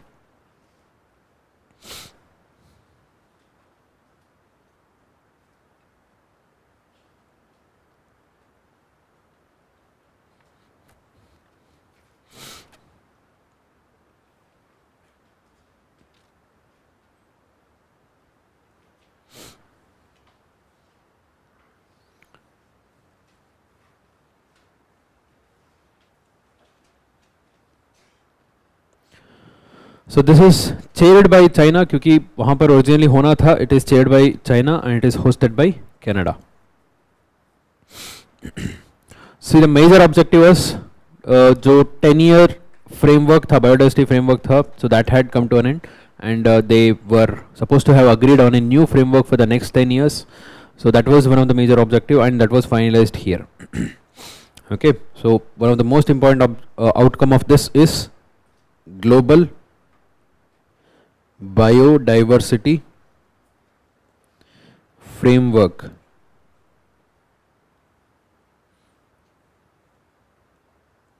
GBF was finalized. Global biodiversity framework was finalized. So there are two parts to it in this framework. The first part gives 4 goals to be achieved by the year 2050, and the second part gives how many targets? 23 targets to be achieved by the year 2030.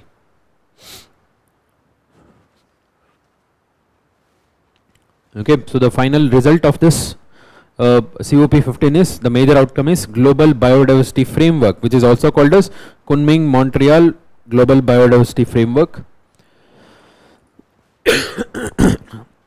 There are two parts to it. So first, the 4 goals to be achieved by 2050. Second, 23 action-oriented targets to be achieved in the short run by 2030. So what are these 4 goals? So these are the 4 goals. Goal A B C D. तो याद रखना बहुत easy है. जो 3 objective मैंने बताया था CBD का कौन सा है? Conservation, sustainable use, fair and equitable sharing of benefits. उसी के रिलेटेड ही है. देखो पहले वाला कंजर्वेशन में आ जाता है. halting human induced extinction of threatened species and reducing the rate of extinction of all species tenfold by 2050. There are 2 parts to it. One is they are talking about threatened species. Second, they are talking about all other species. So threatened species are, what are threatened species? They are threatened with extinction, मतलब खत्म हो जाएगा, है ना? These are threatened species. Vulnerable, endangered, critically endangered. There are 3 categories under threatened. So in that case we have to completely halt the human induced extinction. Human related कोई भी factors है उसको पूरा रोकना है. So बाकी सारा species में we have to reduce the rate of extinction by 10-fold. ठीक है? So other than threatened species में in any other case if there is any threat we have to reduce it by 10-fold. That was conservation related, right? Second, sustainable use objective था. देखो sustainable use and management of biodiversity to ensure that nature's contribution to people are valued, maintained and enhanced. मतलब थोड़ा बहुत general है. Sustainable use ही है basically. Third was fair sharing of the benefits from the utilization of genetic resources and digital sequencing information on genetic resources. ये एक चीज़ नया add हुआ है, नया डिस्कशन हुआ है इस बार. Normally it was discussed only about the fair and equitable sharing of benefits, whatever the benefits which is arising out of biodiversity use, and in that one of the largest use is through genetic sequencing. What do you mean by genetic sequencing? Extraction of genetic material, right? Genetic material and using it to for human applications. For example, BT cotton. है ना? So we have extracted genetic material from another bacteria and we have introduced into the cotton and we have made it as a BT cotton. Okay, so and it has become resistant to particular type of pests. So like that we can use genetic sequencing for various applications and that has been for the first time included here. And उससे भी जो भी benefit आता है वो भी share करना है, because वो जो बैक्टीरिया हो गया, वायरस हो गया, जो भी फंगाई हो गया, जो भी माइक्रो ऑर्गेनिज्म है, so they are all the result of biodiversity and the biodiversity is protected by the local community, right? So they should get the benefits out of it. And the fourth जो extra लगता है, adequate means of implementing this GBF be accessible to all parties, particularly LDCs and small island developing states. Adequate means they are referring to the funding mechanism. Okay, particularly small countries हो गया and least developed countries हो गया. So for them we need to provide some funding mechanism facilities so that they will reduce है ना. तो इसका आगे बात करते हैं. So these are the four major goals to be achieved as part of this. So we'll talk about the 23 targets. So these are the overall 23 targets to be achieved. So of course you will not be able to remember. मतलब of course somebody would be there. कुछ लोग तो रहेंगे तो सारा 23 याद रखेंगे, ठीक है. But few of them important, you have to remember that. Let's try to mark that. 30 by 30 सुना है? So that is this. So overall targets are under three categories. देखो, reducing the threat, meeting the people needs through sustainable use, and implementing tools and solution for implementation and mainstreaming. देखो, in that second one, effective restoration of at least 30% of degraded ecosystem by 2030, and conservation and management of at least 30% of land and 30% of ocean by 2030. दोनों important है. This is commonly called as the 30 by 30. We need to protect at least 30% of the land and marine ecosystem by 2030. Protect means by converting it into protected areas, okay, through some laws or rules or regulation, we have to protect them. That is the meaning of this. फिर ये halt human induced extinction, reduce the rate of establishment of invasive species by 50% by 2030.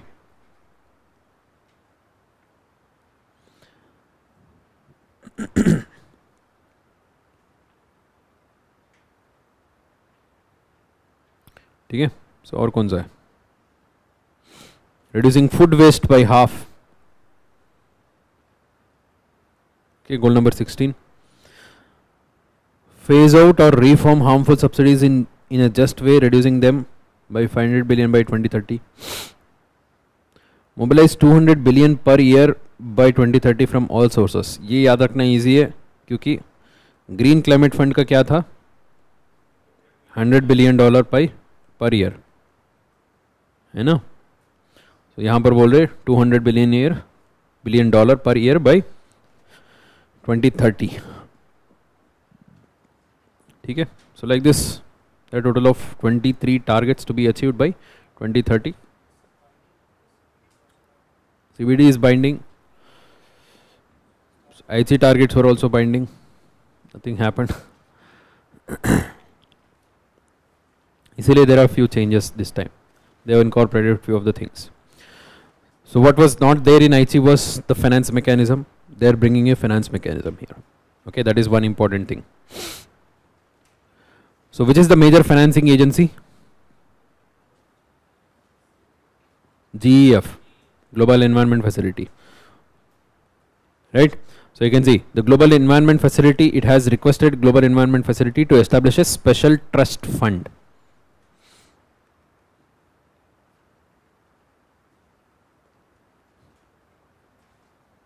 Special trust fund in order to implement this global biodiversity framework.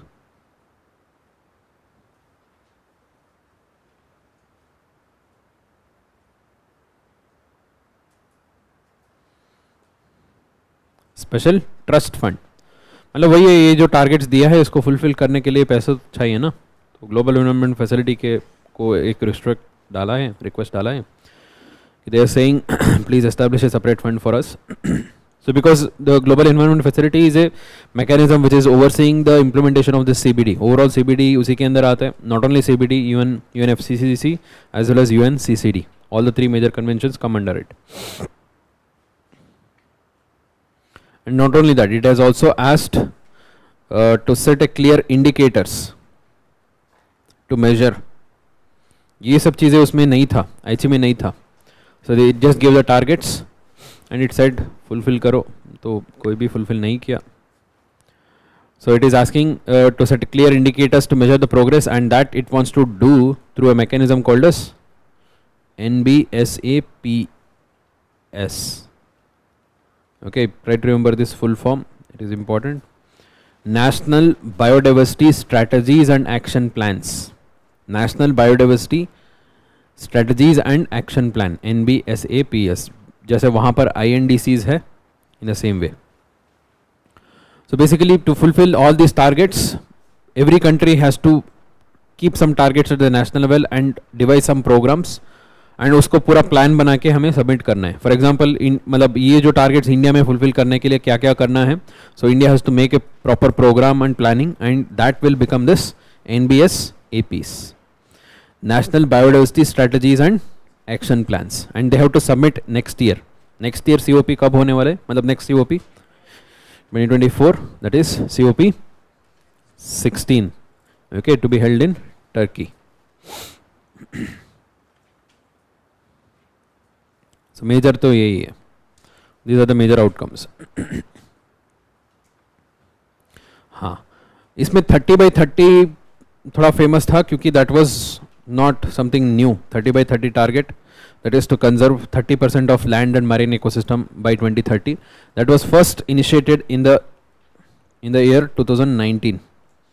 2019 में initiate किया था, तब से लोग push करते आए, तो finally it has been made part of this GBF, and to implement that there is also a coalition called as High Ambition Coalition.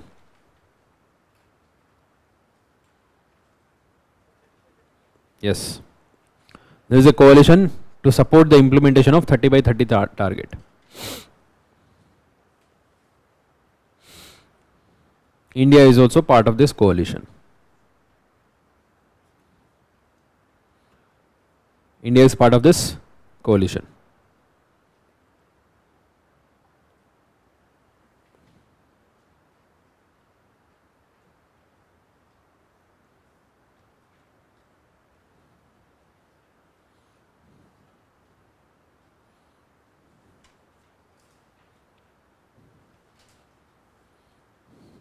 Okay, so next one, world restoration flagships. Any doubts here? Okay. So world restoration flagships. First, UN decade on ecosystem restoration. Okay, that is 2021 to 2030. This decade has been declared as UN decade on ecosystem restoration. So what are they referring to? Ecosystem restoration का मतलब क्या है? The ecosystem which has lost its value, overall it is in a degrading condition, we have to bring it back to the normal condition. That is what is restoration, right? So so UN has declared this entire decade for that particular objective, that is UN decade on ecosystem restoration 2021-2030. So UNEP will be the leading agency. UNEP will be the leading agency. In addition to that, Food and Agriculture Organization is also going to be part of it. Overall ecosystem restore करना है, so that includes of course the large area of forest ecosystem, degraded forest है ना, ये सब restore करना है. That is the main objective of it. Then World Restoration Flagship.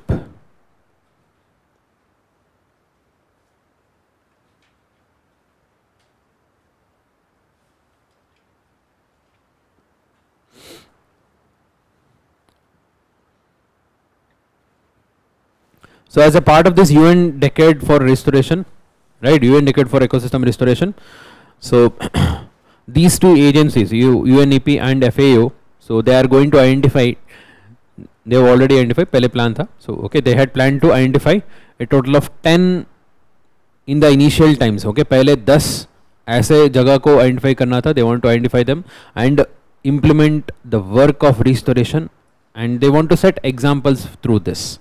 So that is why they are called as the flagship restorations. Okay, so they use certain criteria for that. Okay, you can see clearly identifiable geographically part of nominated area already under successful, measurable, well documented restoration, well defined ecological, cultural, socio-economic objectives and goals. याद रखने का ज़रूरी नहीं है, just बता रहा हूँ, ठीक है. So ऐसा कुछ criteria रखे, they have selected few of the locations, and they want to set an example and set a framework how exactly the restoration should be done. It is totally backed by UN, and the implementing agency I already told you, UNEP and FAO.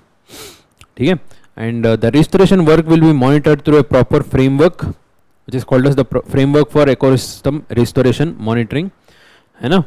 So through that flagship schemes, sorry, the flagship locations where this restoration has been done, they wanted to set an example. So these 10 locations were announced in the present COP. इस COP में वो 10 location को announce किया था and India का एक location उसमें है. कौन सा? Ganga river. Okay, so 10 location, it is important not only for the CBD, ऐसे इसका पार्ट है, रिस्टोरेशन का फ्लैगशिप प्रोग्राम के पार्ट है, ऐसा नहीं है, अदरवाइज भी इसके ऊपर डायरेक्ट लोकेशन वाला क्वेश्चन आ सकता है. ठीक है. The first one, tri national Atlantic forest pact.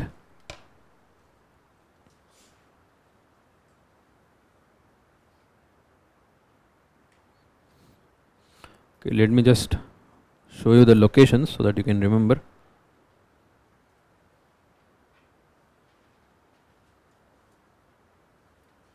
Where is this Atlantic forest? Is there an Atlantic forest?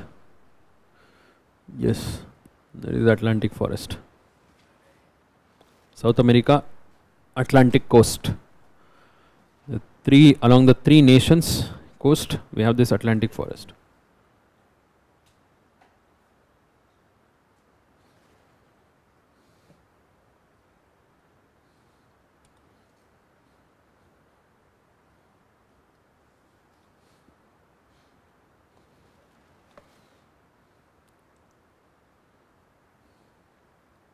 Okay, this is the region of Atlantic forest. Okay, towards the southeastern part of Brazil, this area, right? So we have part of this Uruguay and Argentina. Okay, this is part of this entire region. This is what is called as Atlantic forest.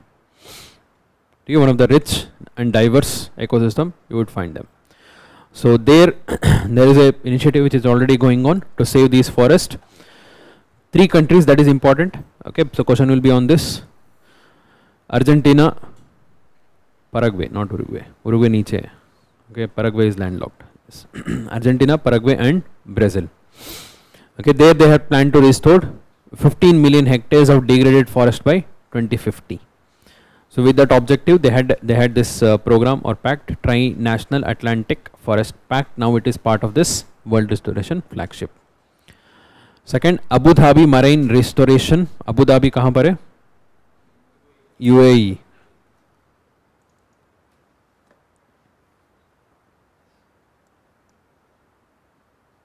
Right, this region UAE. So this is one of the richest coral reefs. The entire Persian Gulf and Red Sea, they are very well known for coral reef. यहाँ पर जो coral reef restoration project चल रहा है, that is what is Abu Dhabi Marine Restoration. It's inside the country of UAE, and the overall objective is to restore coral, mangrove and seagrass. Seagrass क्या होता है? It's a grass found on the floor, seabed near to the coastal region along the continental shelf. ठीक है? To restore that, and seagrass के ऊपर जो major dependent animal कौन सा है? Sea cow, dugong. It's called as dugong. ठीक है? So that was the second project. And Great Green Wall Initiative, वो तो पता है ना? Africa, Sahel region. So you can see that this is clearly visible even in the satellite imagery. This is Sahara, so totally dry and sand and dry desert, and this is totally rainforest Congo. उनके बीच में transition zone आ जाता है. There is a grassland, and then gradually becomes semi-arid region. That semi-arid region, which is the boundary between the Sahara and the grasslands, is what is called as Sahel. What do we call the grasslands as? Savanna. Okay, so this between Savanna and Sahara, there is Sahel. In this Sahel region, they are planning to have a continuous wall of vegetation extending all the way from east to west. Okay, once it is complete, it will become the longest living structure on the surface of Earth. So which is the present longest living structure? The Great Barrier Reef. Okay, that is the longest living structure right now. It will be longer than that once it is completed. So this program is going to support that also. And इसका country is important है. कि last year भी news में था, अभी इसके अंदर भी आ गया है, सो इम्पॉर्टेंट है, सो कोशिश करते हैं बाद में याद रखने के लिए. सो फोर्थ वन नमामि गंगे, जिसके बारे में पता है. So Ganga regeneration programme and it is supported by World Bank under implementation and also under Japan. Japan का भी सपोर्ट से चल रहा है.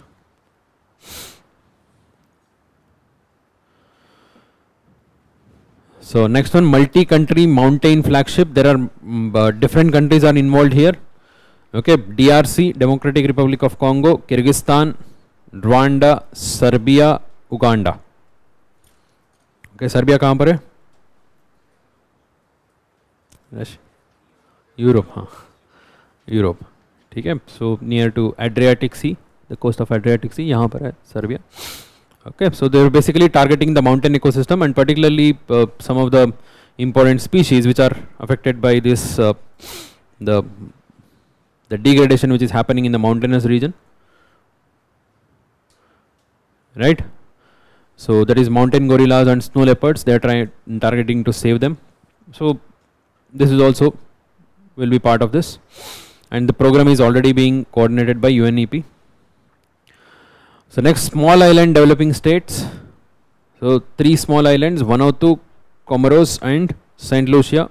So they are in Pacific. So they are trying to restore the sensitive ecosystem and and strengthen the efforts to fight climate change. So next, Atlin Dala Conservation Initiative, Kazakhstan. Kazakhstan तो पता है ना, Central Asian steppe grassland. Okay, they are also under the impact of this climate change and global warming, जिसकी वजह से they are becoming much drier and many of the lakes are getting dried over there, right? So overall that is under impact, तो उसको revive करने के लिए there is this program. And Central American Dry Corridor, Central American Corridor, okay, Costa Rica, El Salvador, Guatemala, Honduras, Nicaragua, Panama, है ना, ऊपर से नीचे पूरा आ गया. कुछ बचा है इसमें? कौन सा नहीं है? बेलीज, हाँ बेलीज नहीं है. Good. Total of 7 countries. So here it is 6. Central American Dry Corridor. So they are trying to restore nearly 3 lakh hectares of drought region of Central America. So that is also part of it. Next, building with nature in Indonesia to regenerate the mangroves and protect Indonesia's coastal regions against flooding. Okay, this is under implementation with the help of Wetland International. Wetland International is also a partnering agency of Ramsar. Ramsar का partner agency है Wetland International.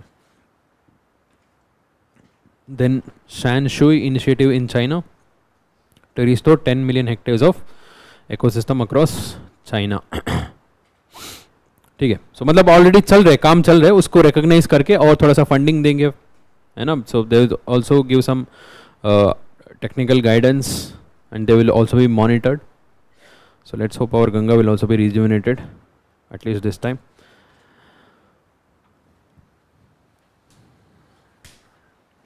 So next, restoration barometer report 2022.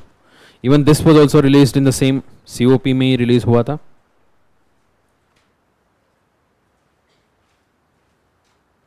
इसका एक chronology है, पहले chronology समझो.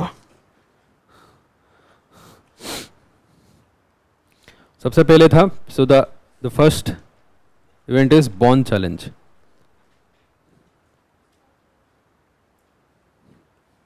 Okay.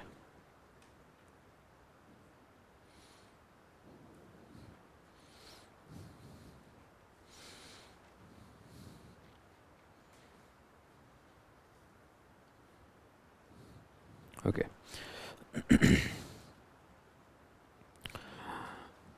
So Bonn Challenge was launched in the year 2011. Okay. 2011 में launch हुआ था. What was Bonn challenge? To restore degraded forest, okay, degraded vegetation. The overall target is restoration of 150 million hectares by 2020. That was extended to 350 million hectares by 2030. ठीक है. So this is called as Bonn challenge. This is implemented by whom? Germany and IUCN. So many countries are part of this initiative. Overall, they want to restore this much amount of degraded forest area. Okay. This was Bonn challenge. It was under implementation. So they wanted to see how exactly we have to measure this restoration हो रहा है कैसे हो रहा है ये पता करने के लिए एक Bonn challenge barometer लेके आए. Okay, they brought a barometer in the name Bonn challenge barometer. That was in the year 2016.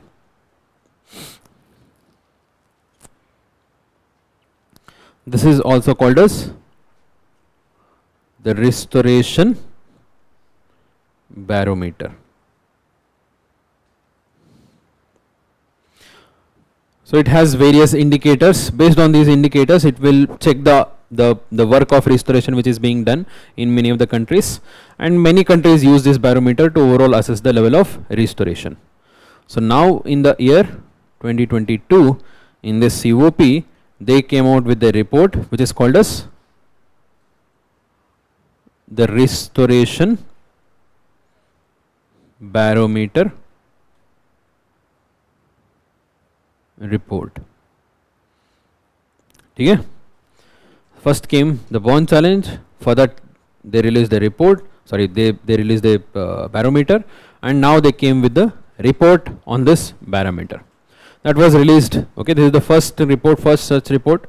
So this is released by whom? So पहले से यही है IUCN है ना. So पहले से involved है. So IUCN released this.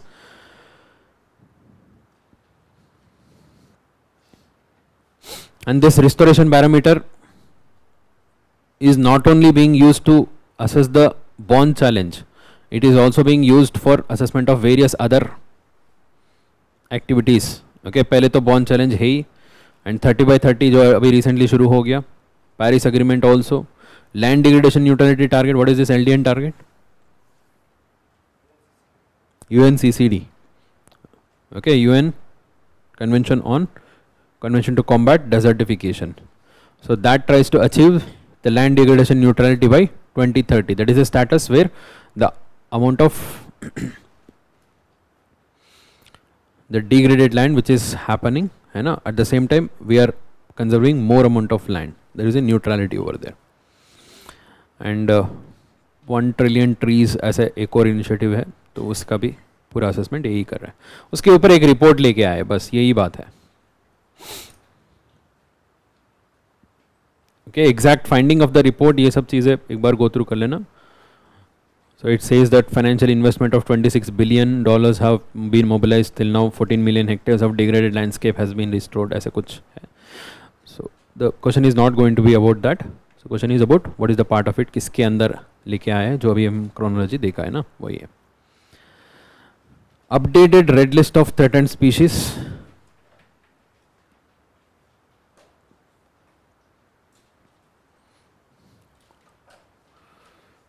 So first of all, what is this red list? Red list क्या होता है? It is part of which organization?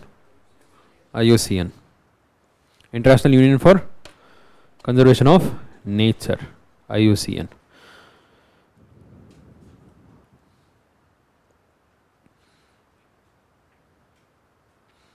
So overall, these are the categories which IUCN red list classifies any species into. कोई भी species, wild species, IUCN red list puts them under these categories.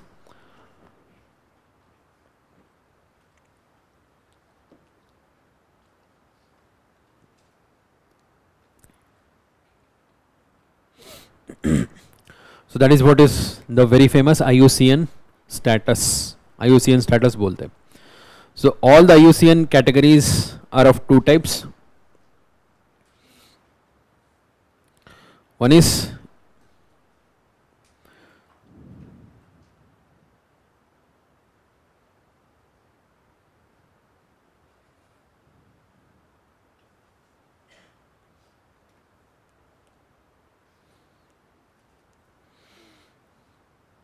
Those which are assessed, जिसका assessment हुआ है, जिसका assessment नहीं हुआ है, what we call it as not evaluated. Okay, so that is the major category. The first division is evaluated and not evaluated. There are many species which are not evaluated. We don't know many of them. So what is the overall number of species which are living on the surface of Earth? I'm not talking about the population, different types of species. Don't worry, nobody knows. So we have no idea how many different species are there on the surface of Earth. Okay? So based on the rough estimate, it is expected to be between 15 to 30 million, 15 to 30 lakh species. 15 to 30 lakh species, yes. Okay, so and it is also assessed that this assessment is just 10%. है ना, तो clearly किसी को भी पता नहीं है. What is the overall estimated? 1.5 lakhs. मतलब हमने सैम्पल किया है, we have noted it down. So those which we don't know is much more. So it is said that 15 to 30 lakhs तक हो सकता है, possible है. So among these estimated, IUCN पूरा classify करता है, जिसका estimate हुआ है उसी का ही classification देगा. So जो estimate नहीं हुआ है, that will be put under not evaluated. That is what is not evaluated. And those which are evaluated, there again brings two categories. One, there enough data is available, we have found the data. Another, data is deficient. Okay, so overall, if you want me to put any species, one is evaluated, second one is non-evaluated. So evaluated में हो, पहले data deficient, जो जिसका data नहीं ठीक से नहीं मिला है, and data is sufficient, data is there. Okay, there is sufficient data. So then comes all of this. Okay, in those which are where we have sufficient data, we have these categories. Okay, यहां पर एक और है. हाँ, ठीक है. So in those where there is sufficient data, we have total of 7 categories. Starting from least concern, we have sufficient data to prove that it is least concern, that is only least concern. Okay, we don't say least concern to data deficient or not evaluated. Okay, so starting from least concern and then near threatened. Okay, near threatened is they have come near to the threatened group. So threatened group, there are 3: vulnerable, endangered, critically endangered based on their status. Okay, so critically endangered जैसे जितना इस तरफ आते रहोगे उतना मतलब उसका situation खराब होते जाएगा. Vulnerable, endangered, critically endangered. Once you cross these 3 together, it is what is called as threatened species. Once you cross this, here we have extinct in wild and then extinct, मतलब totally extinct है. Extinct in wild मतलब there may be 1 or 2 numbers left in zoo or any other breeding centers or anywhere. Okay, but it is not totally present in wild. Wild में totally absent है. Threatened, it is present in the wild, their numbers have drastically decreased, that is what is threatened. In that the lowest status is vulnerable, the highest status is critically endangered. They use a specific character, specific criteria. Okay, please go through that criteria. At least for these 3 you have to remember the criteria. Okay, 3 criteria used. One is how many numbers are left, what is the probability of their extinction in the next coming years, 10 years, 20 years. Okay, so and how many total how many numbers are left and what is the probability of extinction, how much of decrease has happened in the last few years. 3 criteria use करते हैं. Okay, just go through that. So these 3 together it is called as threatened species. Remember, so UPSC में statement में ये directly आता है. This is a threatened species. That means it can be vulnerable, it can be endangered, or it can be critically endangered. Or they directly ask it is endangered. Okay, endangered or critically endangered. Example of critically endangered: Asiatic cheetah. Asiatic cheetah is critically endangered. ठीक है. Endangered: tiger, lion, elephant, endangered. Vulnerable: snow leopard. Okay, all leopards in India are vulnerable. Normal leopard, snow leopard, clouded leopard, all 3 leopards are vulnerable. Okay, there are many other species, I am just giving example. So in the latest COP, IUCN has updated this. Every year it updates the list. Okay, so you have to, if at all, if you are referring to the wildlife from any of the source before prelims, just check their latest data. It is status, very very important. Every year it gets updated. Okay, few of the species which have got updated in the recent time as per the latest assessment of IUCN, which was released in the COP 15. The first one is dugong.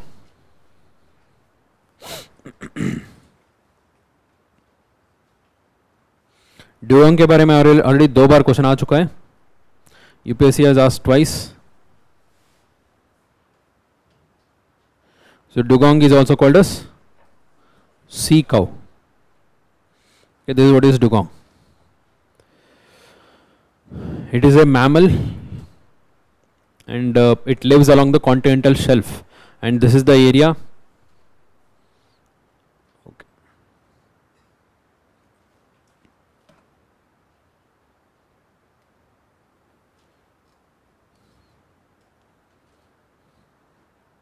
Okay, this is what is dugong. It is also called a sea cow.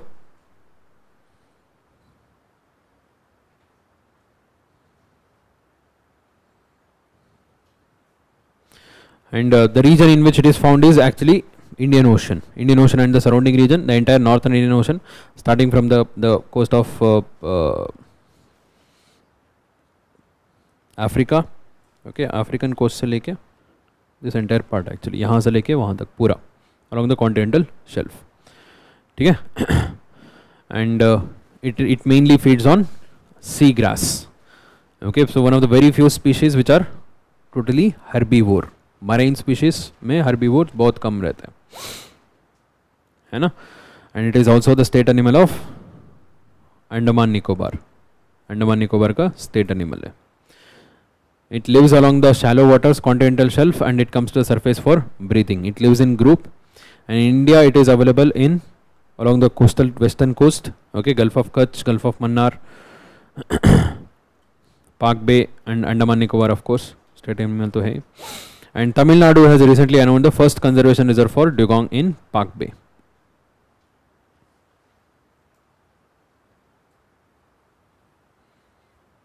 Fine. So its present status, India mein it is vulnerable. Remember, it is vulnerable in India. In East Africa, it has been recently upgraded to critically endangered. And in New Caledonia, it has been upgraded to endangered.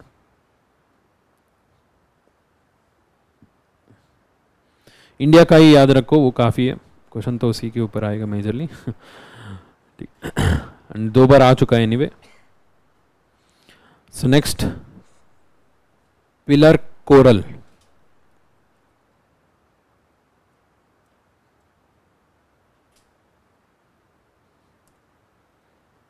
This is pillar like.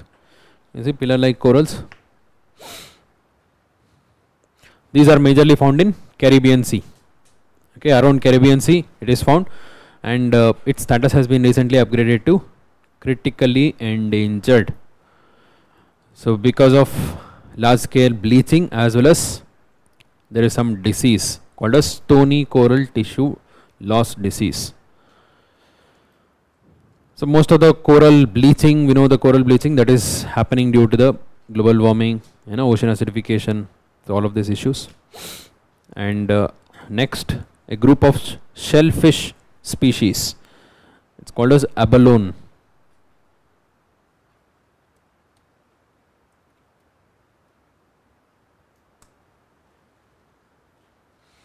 Okay, these are abalones, shellfish.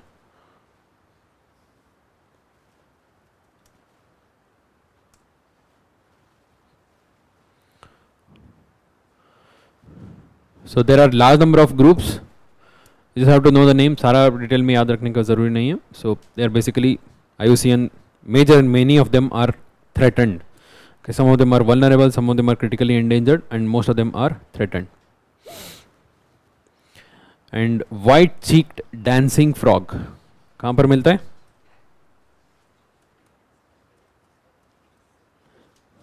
Western Ghats.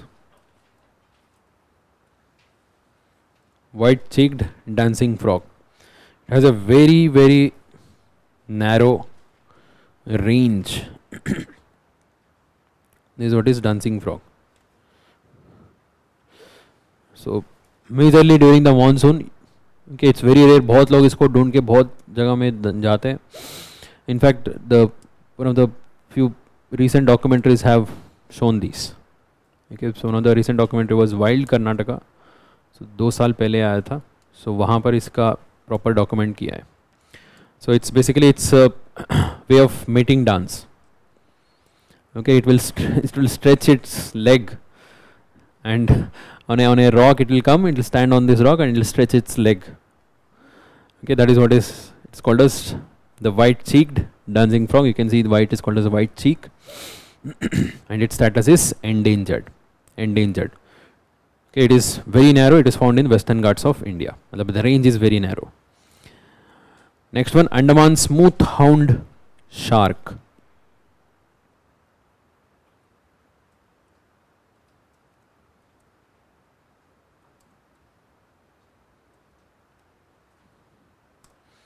Andaman smooth hound shark, बहुत छोटा सा है या medium size का होगा. So it is found near to Andaman Nicobar and its status has been recently upgraded to vulnerable. Their numbers are decreasing. And yellow Himalayan fritillary.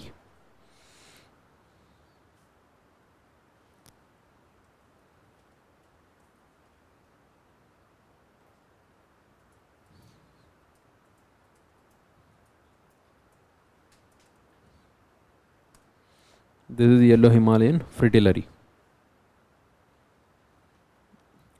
It's a wild plant grown in Himalayas, and they are usually harvested. They are usually taken for medicinal use for various different purposes. And because of their uncontrolled over harvesting method, so their status has been recently upgraded to vulnerable.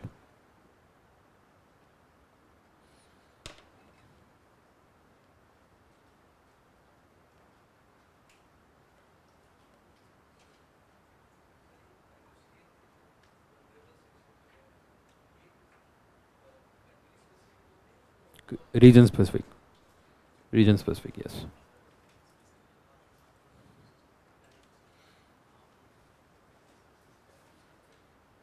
No, it is not harmful. It's not their status. Overall status is how many numbers are there. Whether yes. For whatever the reason, if their numbers are decreasing, their overall level and the status is decreasing, then it will be included here. It is not about harmful. It is about those species whose numbers are decreasing. That is what we call it as their habitat is threatened or their existence is threatened.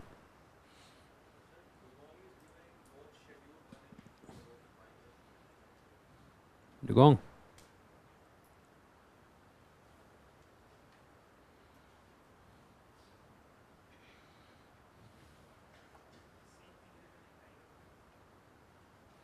As per the new amendment. Okay, so we'll discuss this.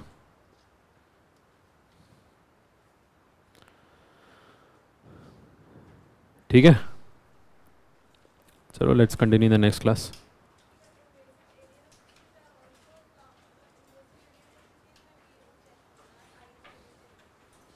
नहीं, वो अलग concept है, invasive alien species. ठीक है, so we'll continue the same topic tomorrow. We'll try to finish it off. So please revise whatever we have discussed. थोड़ा बहुत factual चीज़ें बात किया है. So if you don't revise, you will not be able to recollect. याद नहीं रहेगा. ठीक है, and if possible, please try to read this entire section once. Give a rough glance for tomorrow. We'll try to finish this section, biodiversity, and we'll also start with pollution. ठीक है, thank you.